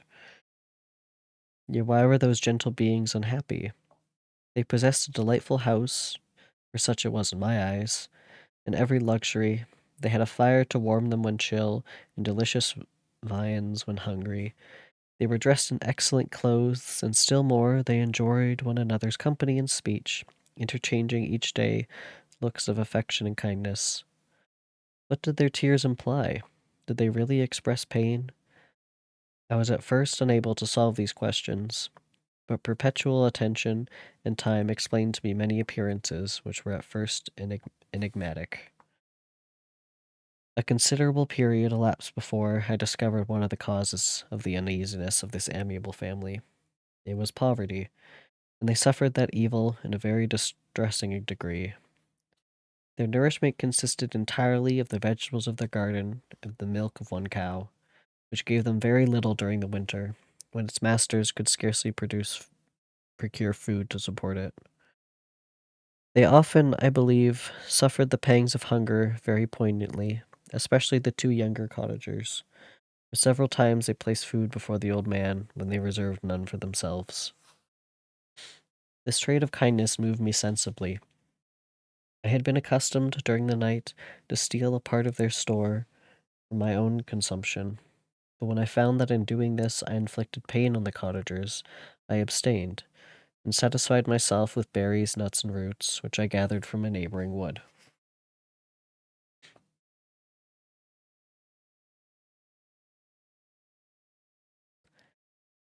Uh, we also have footnotes. You can think of kindness from two different perspectives, terminating and ongoing. A terminating perspective focuses on an individual act of kindness as not being valuable in itself, but mainly valuable in the aim it will achieve. Done.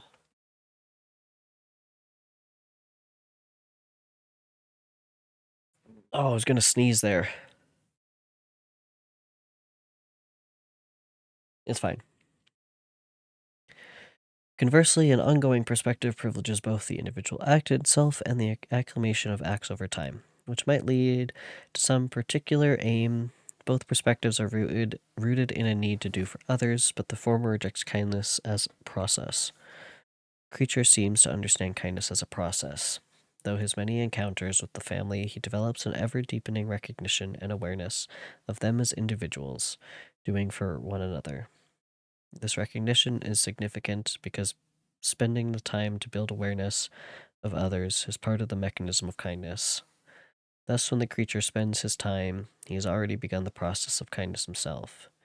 He progresses from simply recognizing and becoming aware of others to not only refrain from stealing their food, but caring for them by chopping wood and leaving it for them at their doorstep.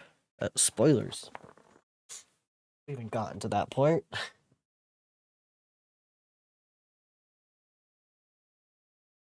As we can see, he feels tremendous gratification for his actions. Ongoing kindness involves all the features the creature experiences: recognition, awareness, and care. Scientific endeavors outside of victors might be equally rewarded by using ongoing kindness as an ethical approach to research. By recognizing the possible implications of our scientific endeavors, being aware of not only the benefits but potential detriments, and acting with care, we might experience a true pleasure in being in service for others. These are long footnotes. Although compassion, empathy, or sympathy with the plight of others and other positive sentiments and virtues may seem inherent, Personal characteristics. Frankenstein makes clear that circumstances can inspire virtues.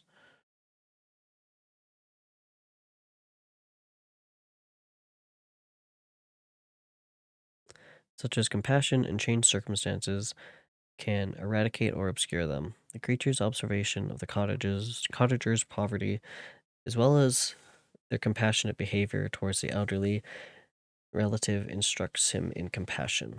He stops stealing their food for himself, as he had previously done, but secretly provides them with firewood. But as the novel progresses, the creature suffers increasingly from feelings of abandonment, which inspire acts of revenge against Victor.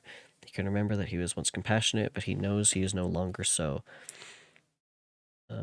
If virtue is even partly circumstantial, then all who act in the world, including scientists, must recognize that judgments about their own worth and the value of their work require close scrutiny. Victor acted alone, without consulting anyone with the value of his invention or its potential unintended consequences. If he had conferred with a community of thinkers and innovators with cooler heads, perhaps he would have rekindled his own compassion and avoided the cascading tragedy that emanates from his solitary creation.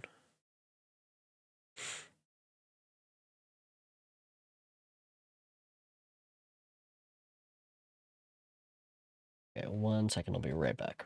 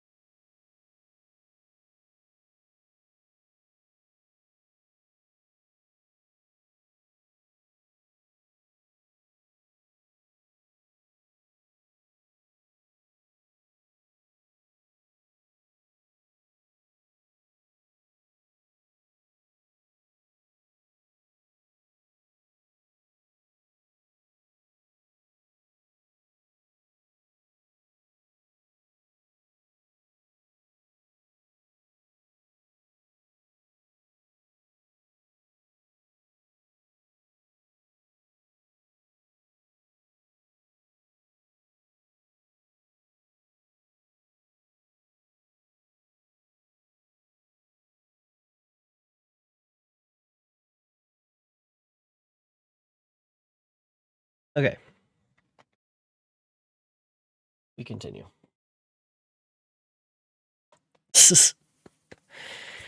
That would be funny if I muted myself and I just kind of read. It's silent reading time, everyone. It's up on the screen for you.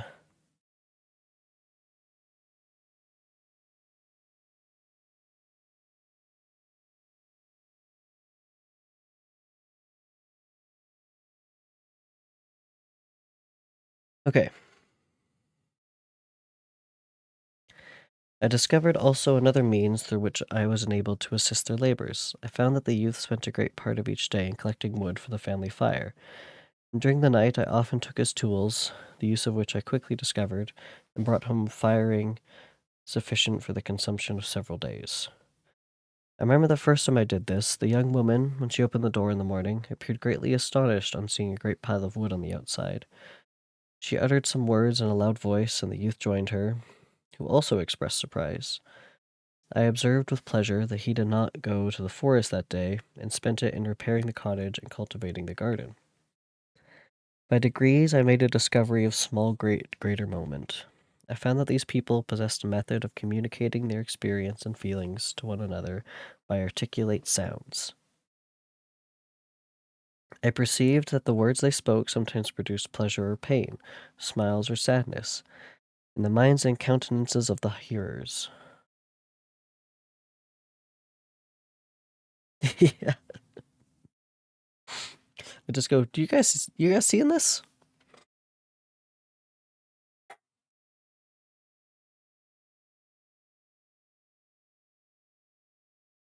This was indeed a godlike science, and I inherently desired to become acquainted with it, but I was baffled in every attempt I made for this purpose. Their pronunciation was quick, and the words they uttered not having any apparent connection with visible objects. I was unable to discover any clue by which I could unravel the mystery of their reference. My great application, however, and after having remained during the space of several resolutions of the moon in my hovel, many months basically, I discovered the names that were given to some of the most familiar objects of discourse. I learned and applied the words fire, milk, bread, and wood. I also learned the names of the cottagers themselves. The youth and his companion had each of them several names, but the older man had only one, which was father, and the girl was called sister or Agatha, and the youth Felix, brother or son. I cannot describe the delight I felt when I learnt the ideas appropriated to each of these sounds, and was able to pronounce them. I distinguished several other words without being able to as yet to understand or apply them, such as good, dearest, unhappy. That is really interesting because throughout this whole time, it's kind of like the sentence of like how do you think? It's like the how do you visualize an apple kind of thing, or like do bilingual people think in two languages? It's like how is he thinking? Because it can't be monologuing to himself, at least not here, because he doesn't know words to monologue. So it's probably just all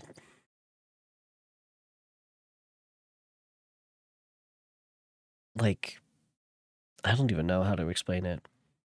That'd just be so weird.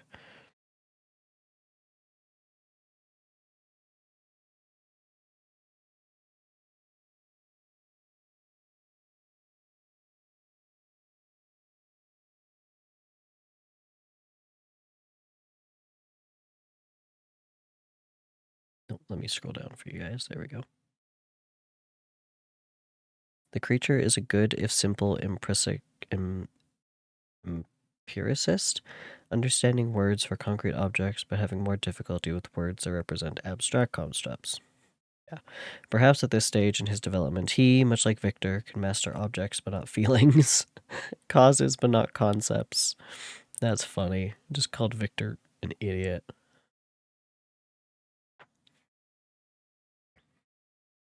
I spent the winter in this manner. The gentle manners of beauty, the gentle manners and beauty of the cottagers greatly endeared them to me. When they were unhappy, I felt depressed. When they rejoiced, I sympathized in their joys. I saw few human beings beside them, and if any other happened to enter the cottage, their harsh manners and rude gait only enhanced to me the superior accomplishments of my friends. He's parasocial.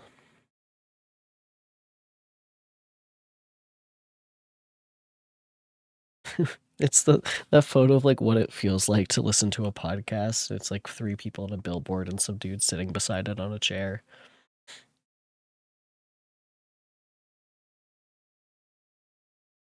The old man, I could perceive, often endeavored to encourage his children.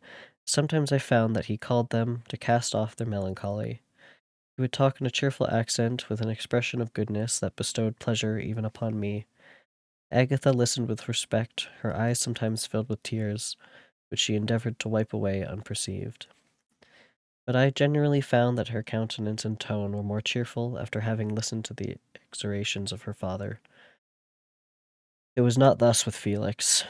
He was always the saddest of the group, and even to my unpracticed senses, he appeared to have suffered more deeply than his friends. But if his countenance was more sorrowful, his voice was more cheerful than that of his sister, especially when he addressed the old man. I could mention innumerable instances which, although slight, marked the dispositions of these amiable cottagers. In the midst of poverty and want, Felix carried with pleasure to his sister the first little white flower that peeped out from beneath the snowy ground. Early in the morning, before she had risen, he cleared away the snow that obstructed her path to the milk house, drew water from the well, and brought the wood from the outhouse, where, to his perpetual astonishment, he found his store always replenished by an invisible hand. In the day, I believe, he worked sometimes for a neighboring farmer, because he often went forth and did not return until dinner, yet brought no wood with him. At other times he worked in the garden, but as there was little to do in the frosty season, he read to the old man and Agatha.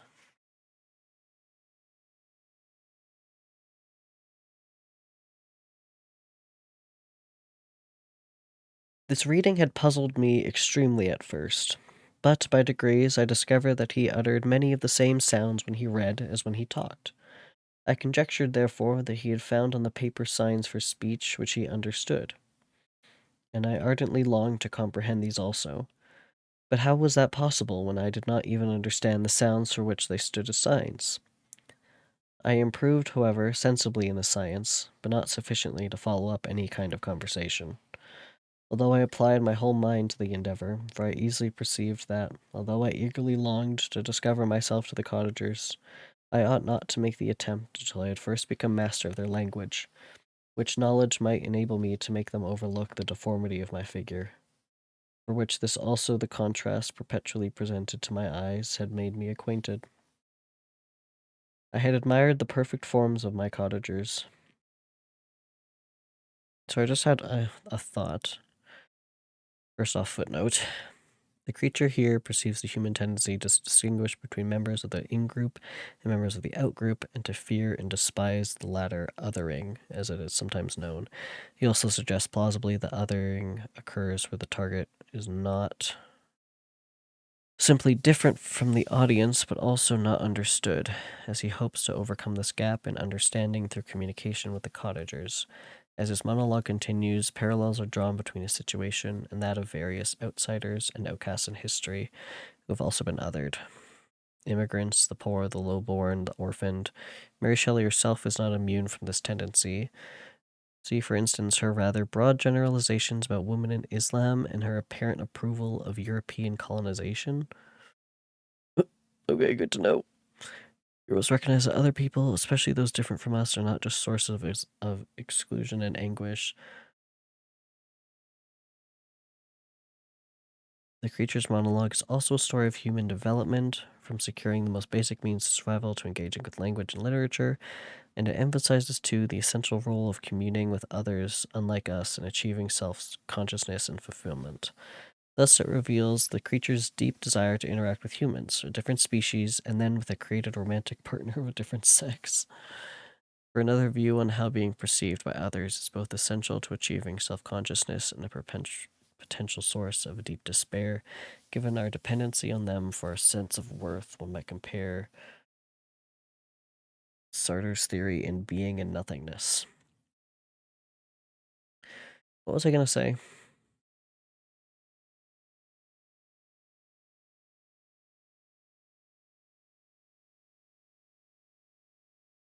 Oh, yeah, I was going to say the creature is, in a lot of pop culture,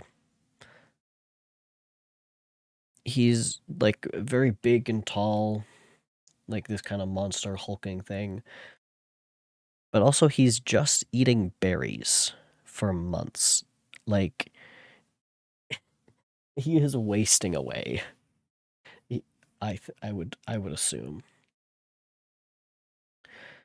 Um, but also then it said Mary Shelley is uh it's just Mary Shelley is not immune to this tendency. Her broad generalizations about women in Islam and her apparent approval of European colonization. It is so interesting to write this story, to write Frankenstein and be like, "Oh, he's different. He just wants to fit in," and then turn around and be the opposite of like your own book. That's crazy.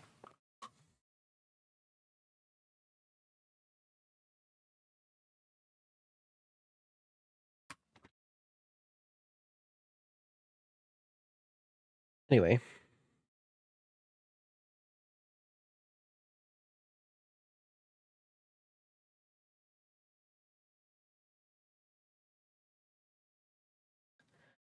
I had admired the perfect forms of my cottagers, their grace, beauty, and delicate complexions, but how was I terrified when I viewed myself in the transparent pool? At first I started back, unable to believe that it was indeed I who was reflected in the mirror. And when I became fully convinced that I was in reality the monster that I am, I was filled with the bitterest sensations of despondence and mortification. Alas, I did not yet entirely know the fatal effects of this miserable deformity. The creature experiences fear and terror because his reflection reveals that he looks much different from others whom he has encountered. In this way, his self-knowledge is informed by others. That is, he sees, knows, and understands himself as society sees, knows, and understands him. This scene suggests that individual or personal identity is developed in part via cultural constructs of what is beautiful, normal, acceptable, moral, and so forth. I mean, yeah, if he had never encountered humans, he wouldn't have even known the idea of something being ugly versus pretty, and he wouldn't have considered himself ugly, right? We come to know ourselves, even to fear ourselves through our encounters with others. What society deems as normal often influences our self perception. That's also the whole thing of like many things being social constructs.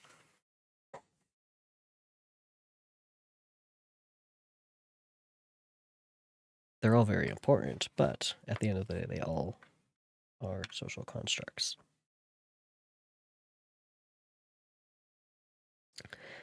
As the sun became warmer and the light of day longer, the snow vanished, and I beheld the bare trees and the black earth. From this time, Felix was more employed, and the heart moving indications of impending famine disappeared. Their food, as I afterwards found, was coarse, but it was wholesome, and they procured a sufficiency of it. Several new kinds of plants sprang up in the garden, which they dressed, and these signs of comfort increased daily as the season advanced. The old man, leaning on his son, walked each day at noon, when it did not rain, as I found it was called when the heavens poured forth its water.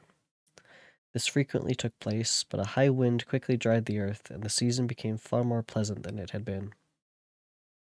My mode of life in my hovel was uniform. During the morning I attended the motions of the cottagers, and when they were dispersed in various occupations, I slept. The remainder of the day was spent in observing my friends. When they had retired to rest, there was any moon, or the night was starlight, I went into the woods and collected my own food and fuel for the cottage.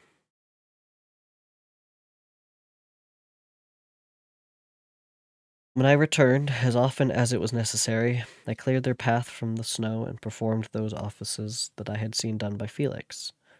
I afterwards found that these labors, performed by an invisible hand, greatly astonished them, and once or twice I heard them, on these occasions, utter the words, "Good spirit, wonderful," but I did not then understand the significance of these terms.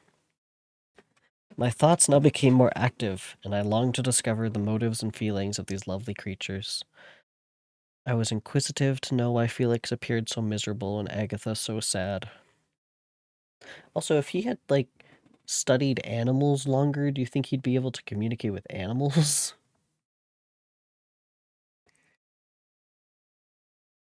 Anyway, like, if he had studied animals in the same way he studied humans, probably not because language for animals is so different.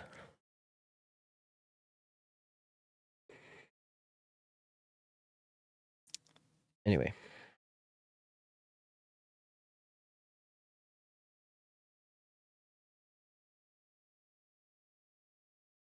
I was inquisitive to know why Felix appeared so miserable and Agatha so sad. I thought, foolish wretch, that it might be in my power to restore happiness to those deserving people. When I slept or was absent, the forms of the vulnerable blind father, the gentle Agatha, and the excellent Felix fitted before me. I looked upon them as superior beings who would be the arbiters of my future destiny. I formed in my imagination a thousand pictures of presenting myself to them and their reception of me. I imagined that they would be disgusted until, by my gentle demeanor and consolidating words, I could first win their favor and afterwards their love.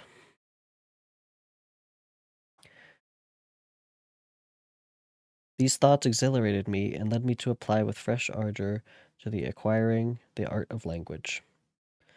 My organs were indeed harsh and but supple, and although my voice was very unlike the soft music of their tones, Yet I pronounced such words as I understood with tolerable ease. It was as the it was as the ass and the lapdog, yet surely the gentle ass, whose intentions were affectionate, although his manners were rude, deserved better treatment than blows and execration.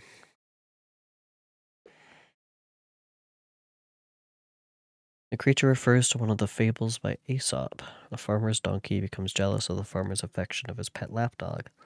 The hard-working donkey tries to get the farmer's attention by imitating the lapdog's playful behavior. When the donkey jumps up on the farmer, expected to be petted, bystanders become fearful and attack the donkey for acting uncharacteristically.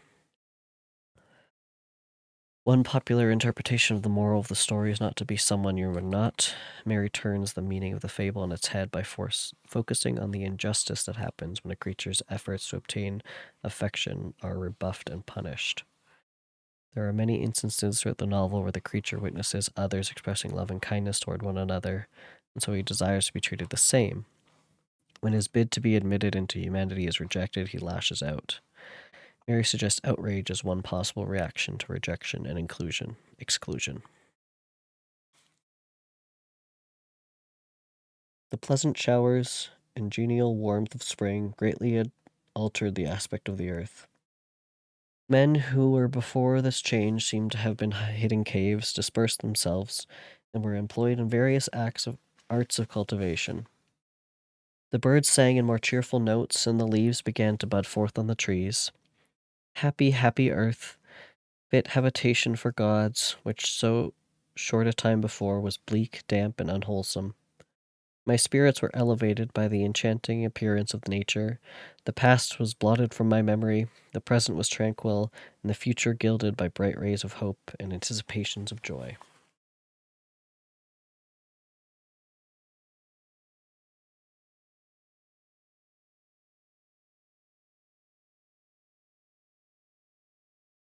Okay, I probably have time for at least another chapter.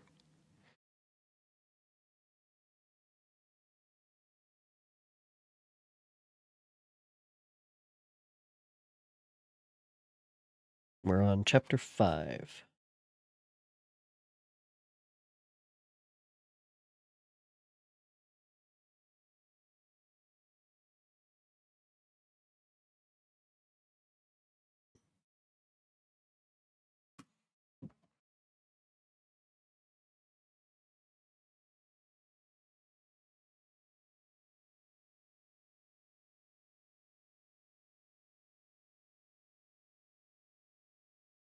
I now hasten to the more moving parts of my story. I shall relate events that impressed me with feelings which, from what I had been, have made me what I am. Spring advanced rapidly, the weather became fine, and the skies cloudless. It surprised me that what before was desert and gloomy should now bloom with the most beautiful flowers and verdure. My senses were gratified and refreshed by a thousand scents of delight and a thousand sights of beauty. It was on one of these days when my cottagers periodically rested from labor, the old man played on his guitar, and the children listened to him, that I observed the countenance of Felix was melancholy beyond expression. He sighed frequently, and once his father paused in his music, and I conjectured by his manner that his inquired the cause of his son's sorrow. Felix replied in a cheerful accent, and the old man was recommencing his music when someone tapped on the door. It was a lady on horseback, accompanied by a countryman as a guide. The lady was dressed in a dark suit and covered with a thick black veil. Agatha asked a question, to which the stranger only replied by pronouncing in a sweet accent the name of Felix. Her voice was musical, but unlike that of either of my friends. On hearing this word, Felix came up hastily to the lady, who, when she saw him, threw up her veil, and I beheld a countenance of angelic beauty and expression. Her hair of a shining raven black and curiously braided, her eyes were dark but gentle, although animated, her features of irregular proportion, and her complexion wondrously fair, each cheek tinged with a lovely pink.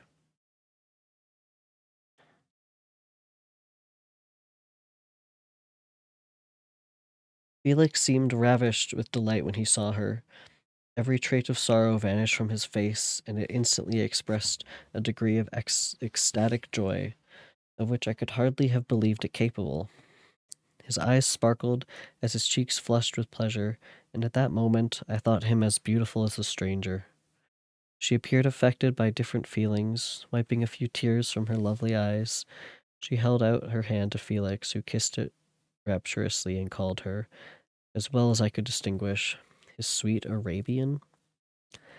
She did not appear to understand him, but smiled. He assisted her to dismount, and dismissing her guide, conducted her into the cottage.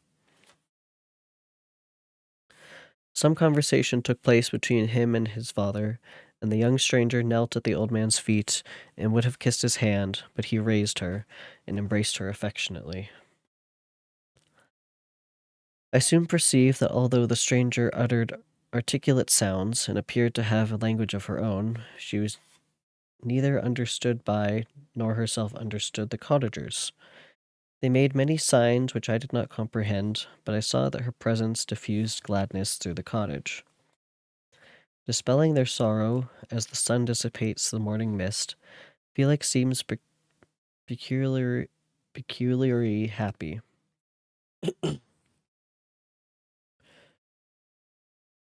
And with smiles of delight welcomed his Arabian. Agatha, the ever gentle Agatha, kissed the hands of the lovely stranger, and pointed to her brother, made signs which appeared to me to mean that he had been sorrowful until she came. Some hours passed thus, while they, by their countenances, expressed joy, the cause of which I did not comprehend. Presently I found, by the frequent reoccurrence of some sound which the stranger repeated after them, that she was endeavoring to learn their language, and the idea instantly occurred to me that I should make use of the same instructions to the same end. The stranger learned about 20 words at the first lesson. Most of them, indeed, were those which I had before understood, but I profited by the others. As night came on, Agatha and the Arabian retired early. When they separated, Felix kissed the hand of the stranger and said, "Good night, sweet Safie." He sat up much longer, conversing with his father, and by the frequent repetition of her name, I conjectured that their lovely guest was the subject of their conversation. I ardently desired to understand them, and bent every facility towards that purpose, but found it utterly impossible.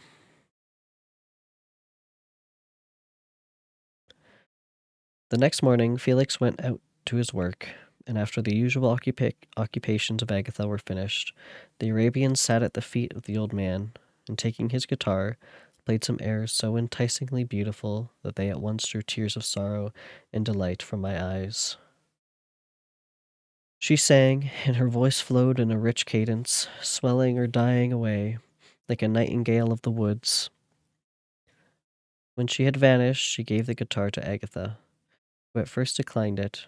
She played a simple air, and her voice accompanied it in sweet accents, but unlike the wondrous strain of the stranger, the old man appeared enraptured and said some words, which Agatha endeavored to explain to Safie, and by which he appeared to wish to express that she bestowed on him the greatest delight by her music. Oh, I'm getting a phone call. Give me a second.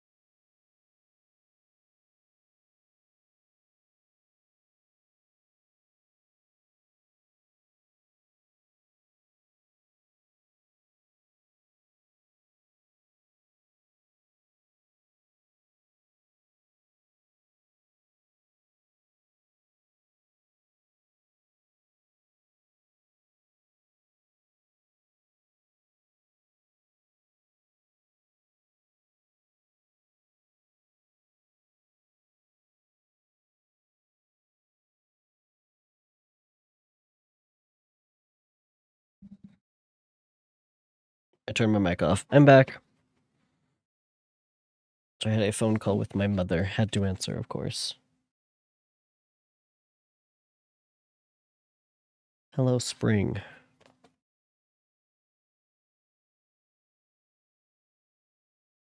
4:33.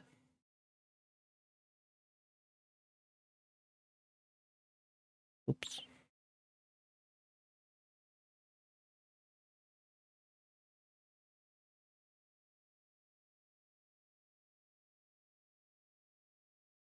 It's a modernist composition by American experimental composer John Cage.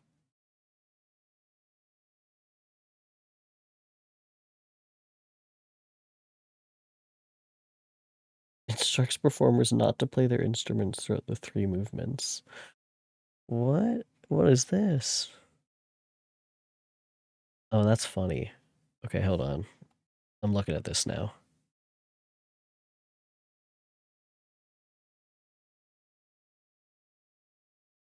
It's just...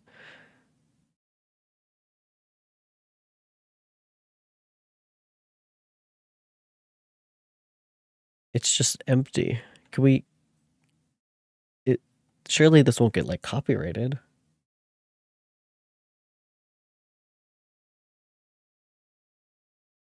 And now, a performance of John Cage's 4:33.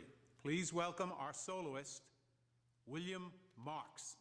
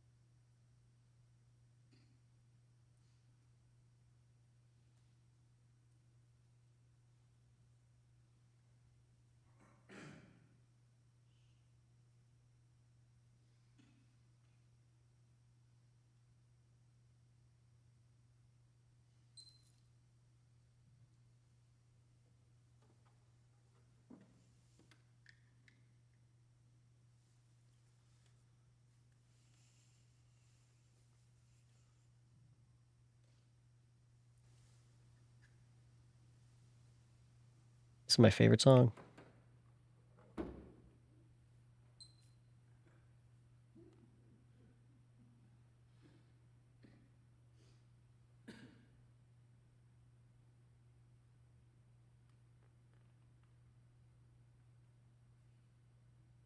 Very cool, I think. Yeah.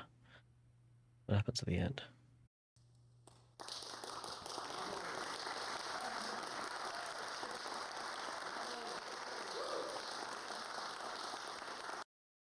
I could play that on the piano. I could also play other things on the piano, but that'd be kind of funny. An excellent performance. Okay.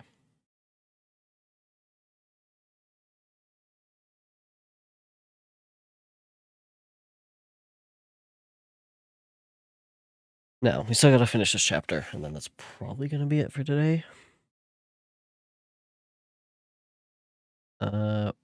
Where was I?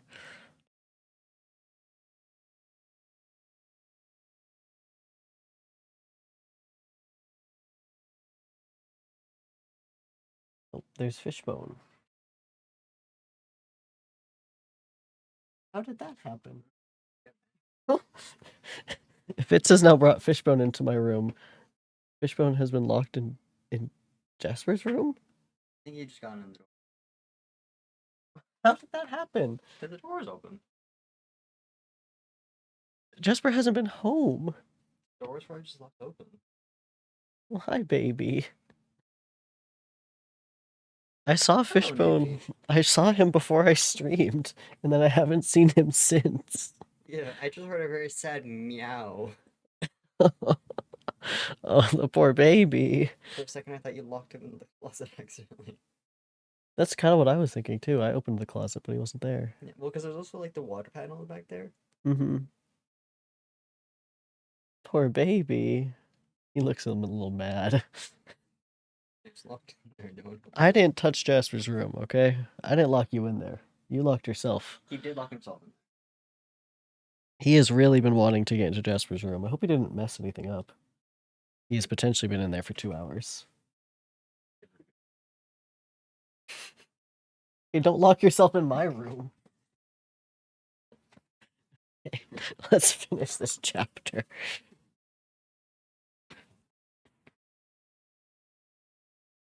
Poor baby.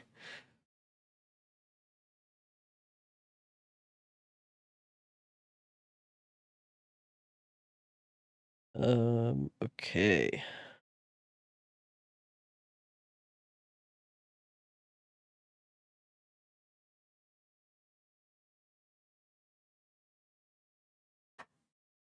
Very silly baby.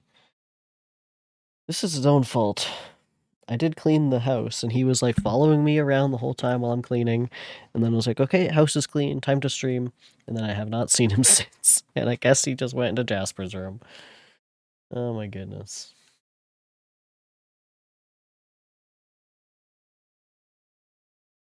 Okay, I found where I am.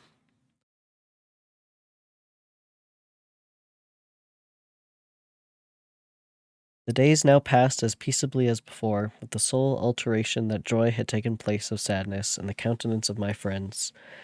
Safi was always gay and happy. What? She and I improved rapidly in the knowledge of language, so that in 2 months I began to comprehend most of the words uttered by my protectors. Protectors instead of friends. In the meanwhile, also the black ground was covered with herbage, and the green banks interspersed with innumerable flowers, sweet to the scent and the eyes, stars of pale radiance among the moonlight woods. The sun became warmer, the nights clearer and balmy, and my nocturnal rambles were an extreme pleasure to me, although they were considerably shortened by the late setting and early rising of the sun. For I never ventured abroad during daylight, fearful of meeting with the same treatment I had formerly endured in the first village which I entered. My days were spent in close attention, that I might more speedily master the language, and I may boast that I improved more rapidly than the Arabian, who understood very little and conversed in broken accents, whilst I comprehended and could imitate almost every word that was spoken. While I improved in speech, I also learned the science of letters as it was taught to the stranger, and this opened before me a wide field for wonder and delight. The book from which Felix instructed Safi was Volney's Ruins of Empires. I should not have understood the purport of this book had not Felix, in reading it, given very minute explanations. He had chosen this work, he said, because the declamatory style was framed in imitation of the Eastern authors. Through this work I obtained a cursory knowledge of history and a view of the several empires at present existing in the world. It gave me an insight into the manners, governments, and religions of the different nations of the earth. I heard of the slothful Asiatics, of the stupendous, genuous, and mental activities of the Grecians, of the wars and wonderful virtue of the early Romans, of their subsequent degrading, of the decline of the mighty empire, of chivalry, Christianity, and kings. I heard of the discovery of the American hemisphere, and wept with Safi over the hapless fate of its original inhabitants.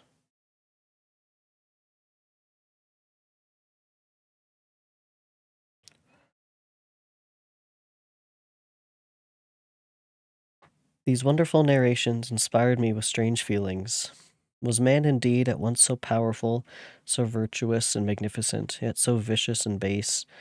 He appeared at one time a mere scion of the evil principle, and at another as all that can be convinced, as noble and godlike.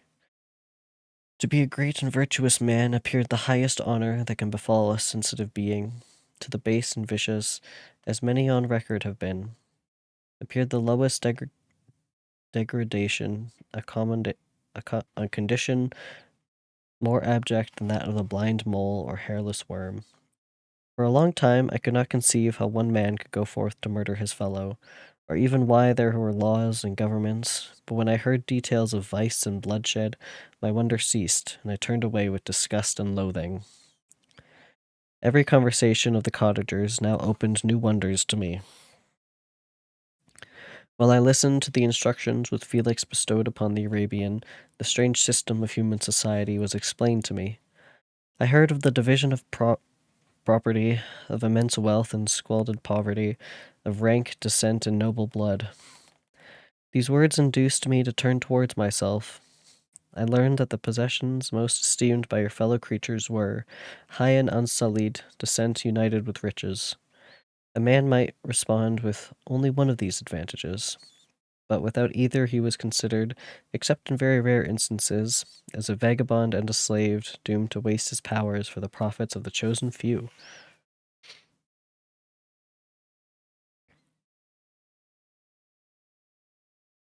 And what was I? Of my creation and creator, I was absolutely ignorant.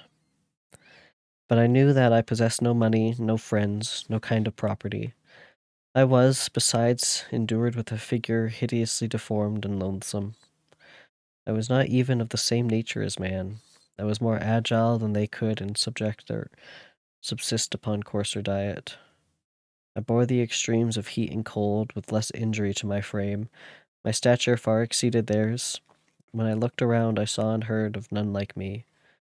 Was I, then, a monster, a blot upon the earth, from which all men fled, and whom all men disowned? I cannot describe to you the agony that these reflections inflicted upon me. I tried to dispel them, but sorrow only increased with knowledge. Oh, that I had forever remained in my native world, or known nor felt beyond the sensations of hunger, thirst, and heat. Of what a strange nature is knowledge. It clings to the mind when it has once seized on it, like a lichen on a rock.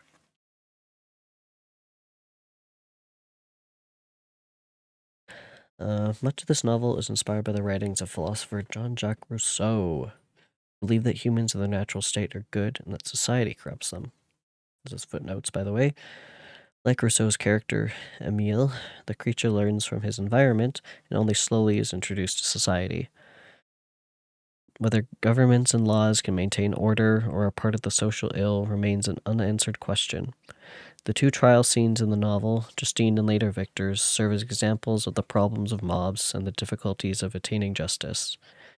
It was common during this period to see humans as a link in the great chain of being. We can climb as high as angels or slip lower than animals on this chain through our normal moral choices. And scientists have long aspired to improve the human body or create new bodies to exceed our natural biological limits. The United States military pursues a range of research areas to enhance the performance of soldiers. What is this, the Marvel Universe? From powered exoskeletons granting their users superhuman strength to direct brain interfaces that would allow pilots to fly aircraft by thought alone. More broadly, almost all biomedical technologies can be seen as serving the same purpose, from contact lenses and pacemakers that regulate and improve the function of our organs to antibiotics that make us far more resistant to disease. I hit my mic there, sorry. Many people feel that our body's greatest flaw is aging and death. Philanthropists like Bill and Melinda Gates and Mark Zuckerberg and Priscilla Chan have invested millions of dollars to eliminate disease and extend human life. Ongoing scientific debates about life extension sometimes echo the quest for the philosopher's stone as researchers contemplate how the human body might be sustained or rejuvenated through genetic modification, personalized drug cocktails, or other means. It's like that one guy who's trying to live as long as he possibly can. Humanity's technological obsession with overcoming our biological limits has a natural parallel in science fiction. Mary's version of a superhuman creature inspired many others, from comic book superheroes, the robots and replicants populating movies like The Terminator, Ex Machina, Blade Runner. These stories ask many of the same questions posed in Frankenstein. What would a perfected human form really be like? Okay, so that's why he's able to eat just berries. What kind of life would such a creature lead? What consequences would result from a world in which humans and superheroes coexist? I do love like superhero books and stories. Um but in a way that when in my favorite books with like powers is when those turn out to be used not for good, I guess. Like Steelheart is a good series, and I'm currently reading Vicious is also really good. Anyway.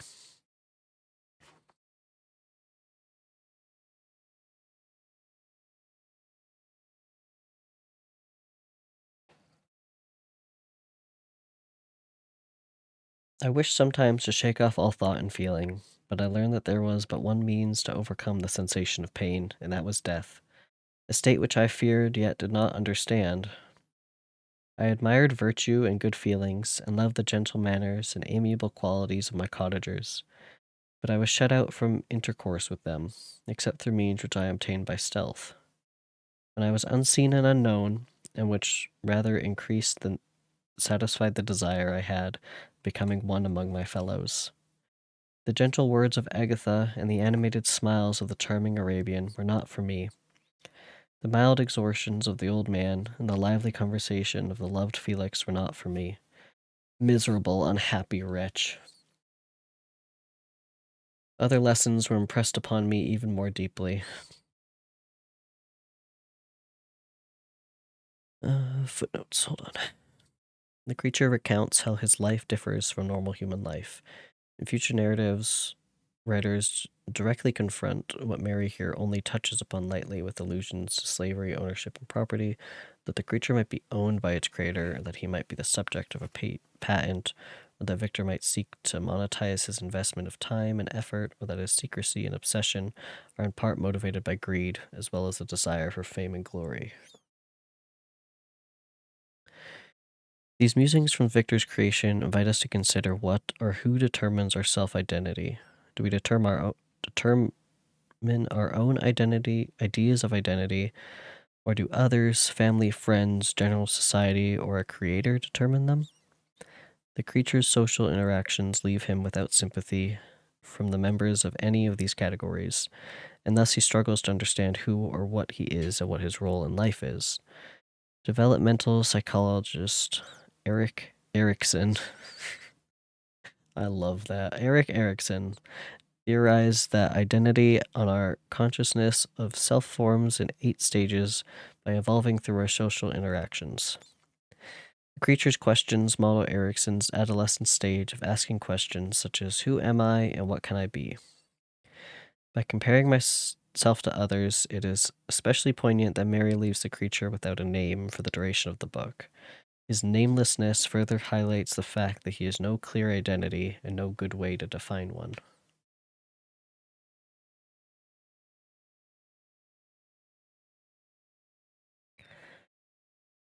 Other lessons were impressed upon me even more deeply.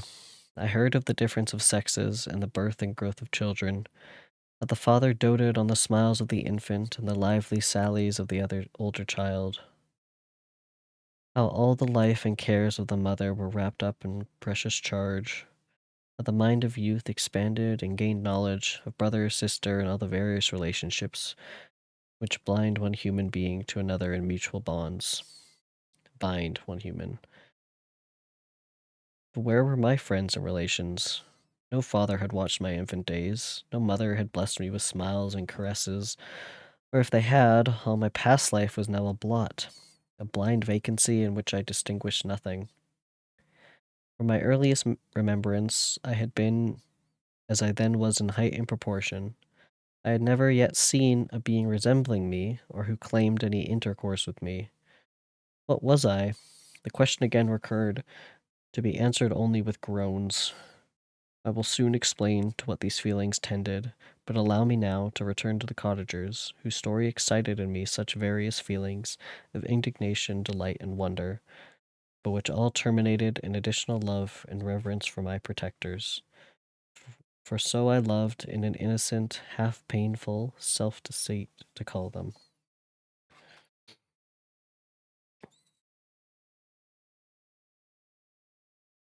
Okay, and that was chapter 5.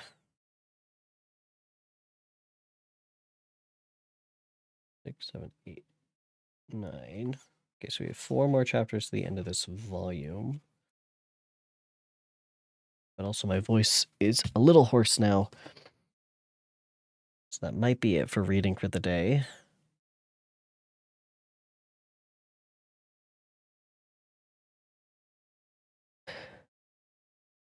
Yeah, I think that will be it.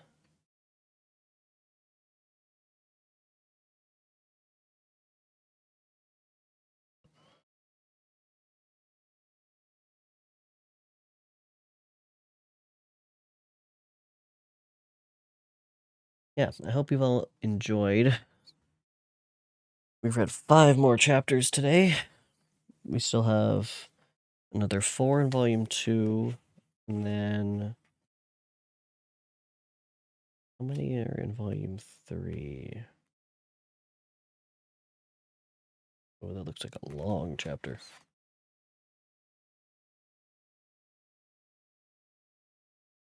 What? Chapter 4, chapter 5.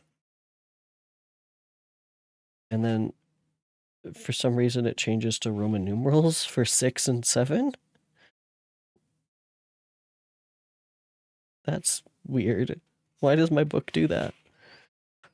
Who did this? That's weird. Okay. So probably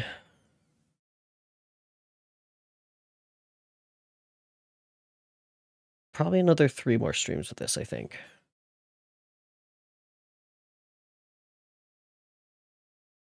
I can get through around 4 chapters each time.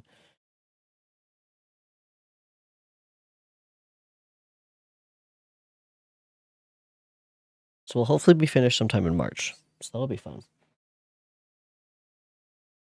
And then I might set up a Discord movie night where we can all watch at least one Frankenstein movie, maybe. That would be fun, I think. But anyway, if you also missed, the reason I'm doing this today is because I have plans for this Friday stream.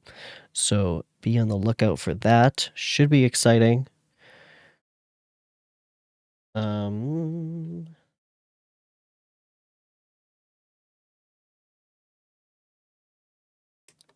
Yeah, I think that's all I've got for you guys. I appreciate you all coming to just hear me read a story. Let's see if anyone else is live.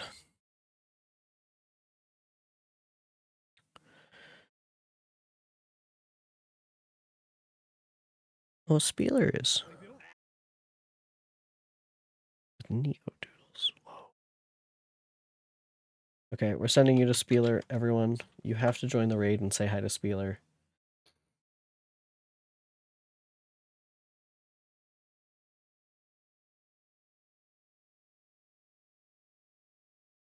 Oh, and I'm looking at they're doing the share together thing, and their viewers are combined.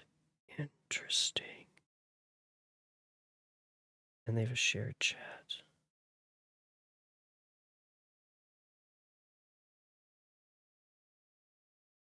I think the stream together thing is a great idea by Twitch. There are some things Twitch judge and I'm like, this is stupid, but there are some other things I'm like, this is good.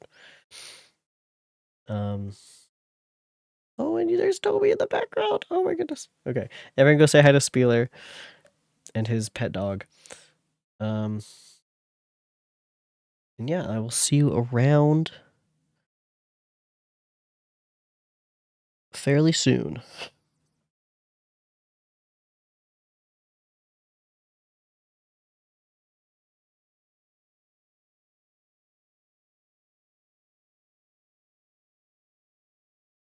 All right.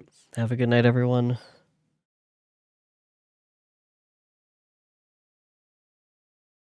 I'm just waiting for this raid to go through. Okay. Bye.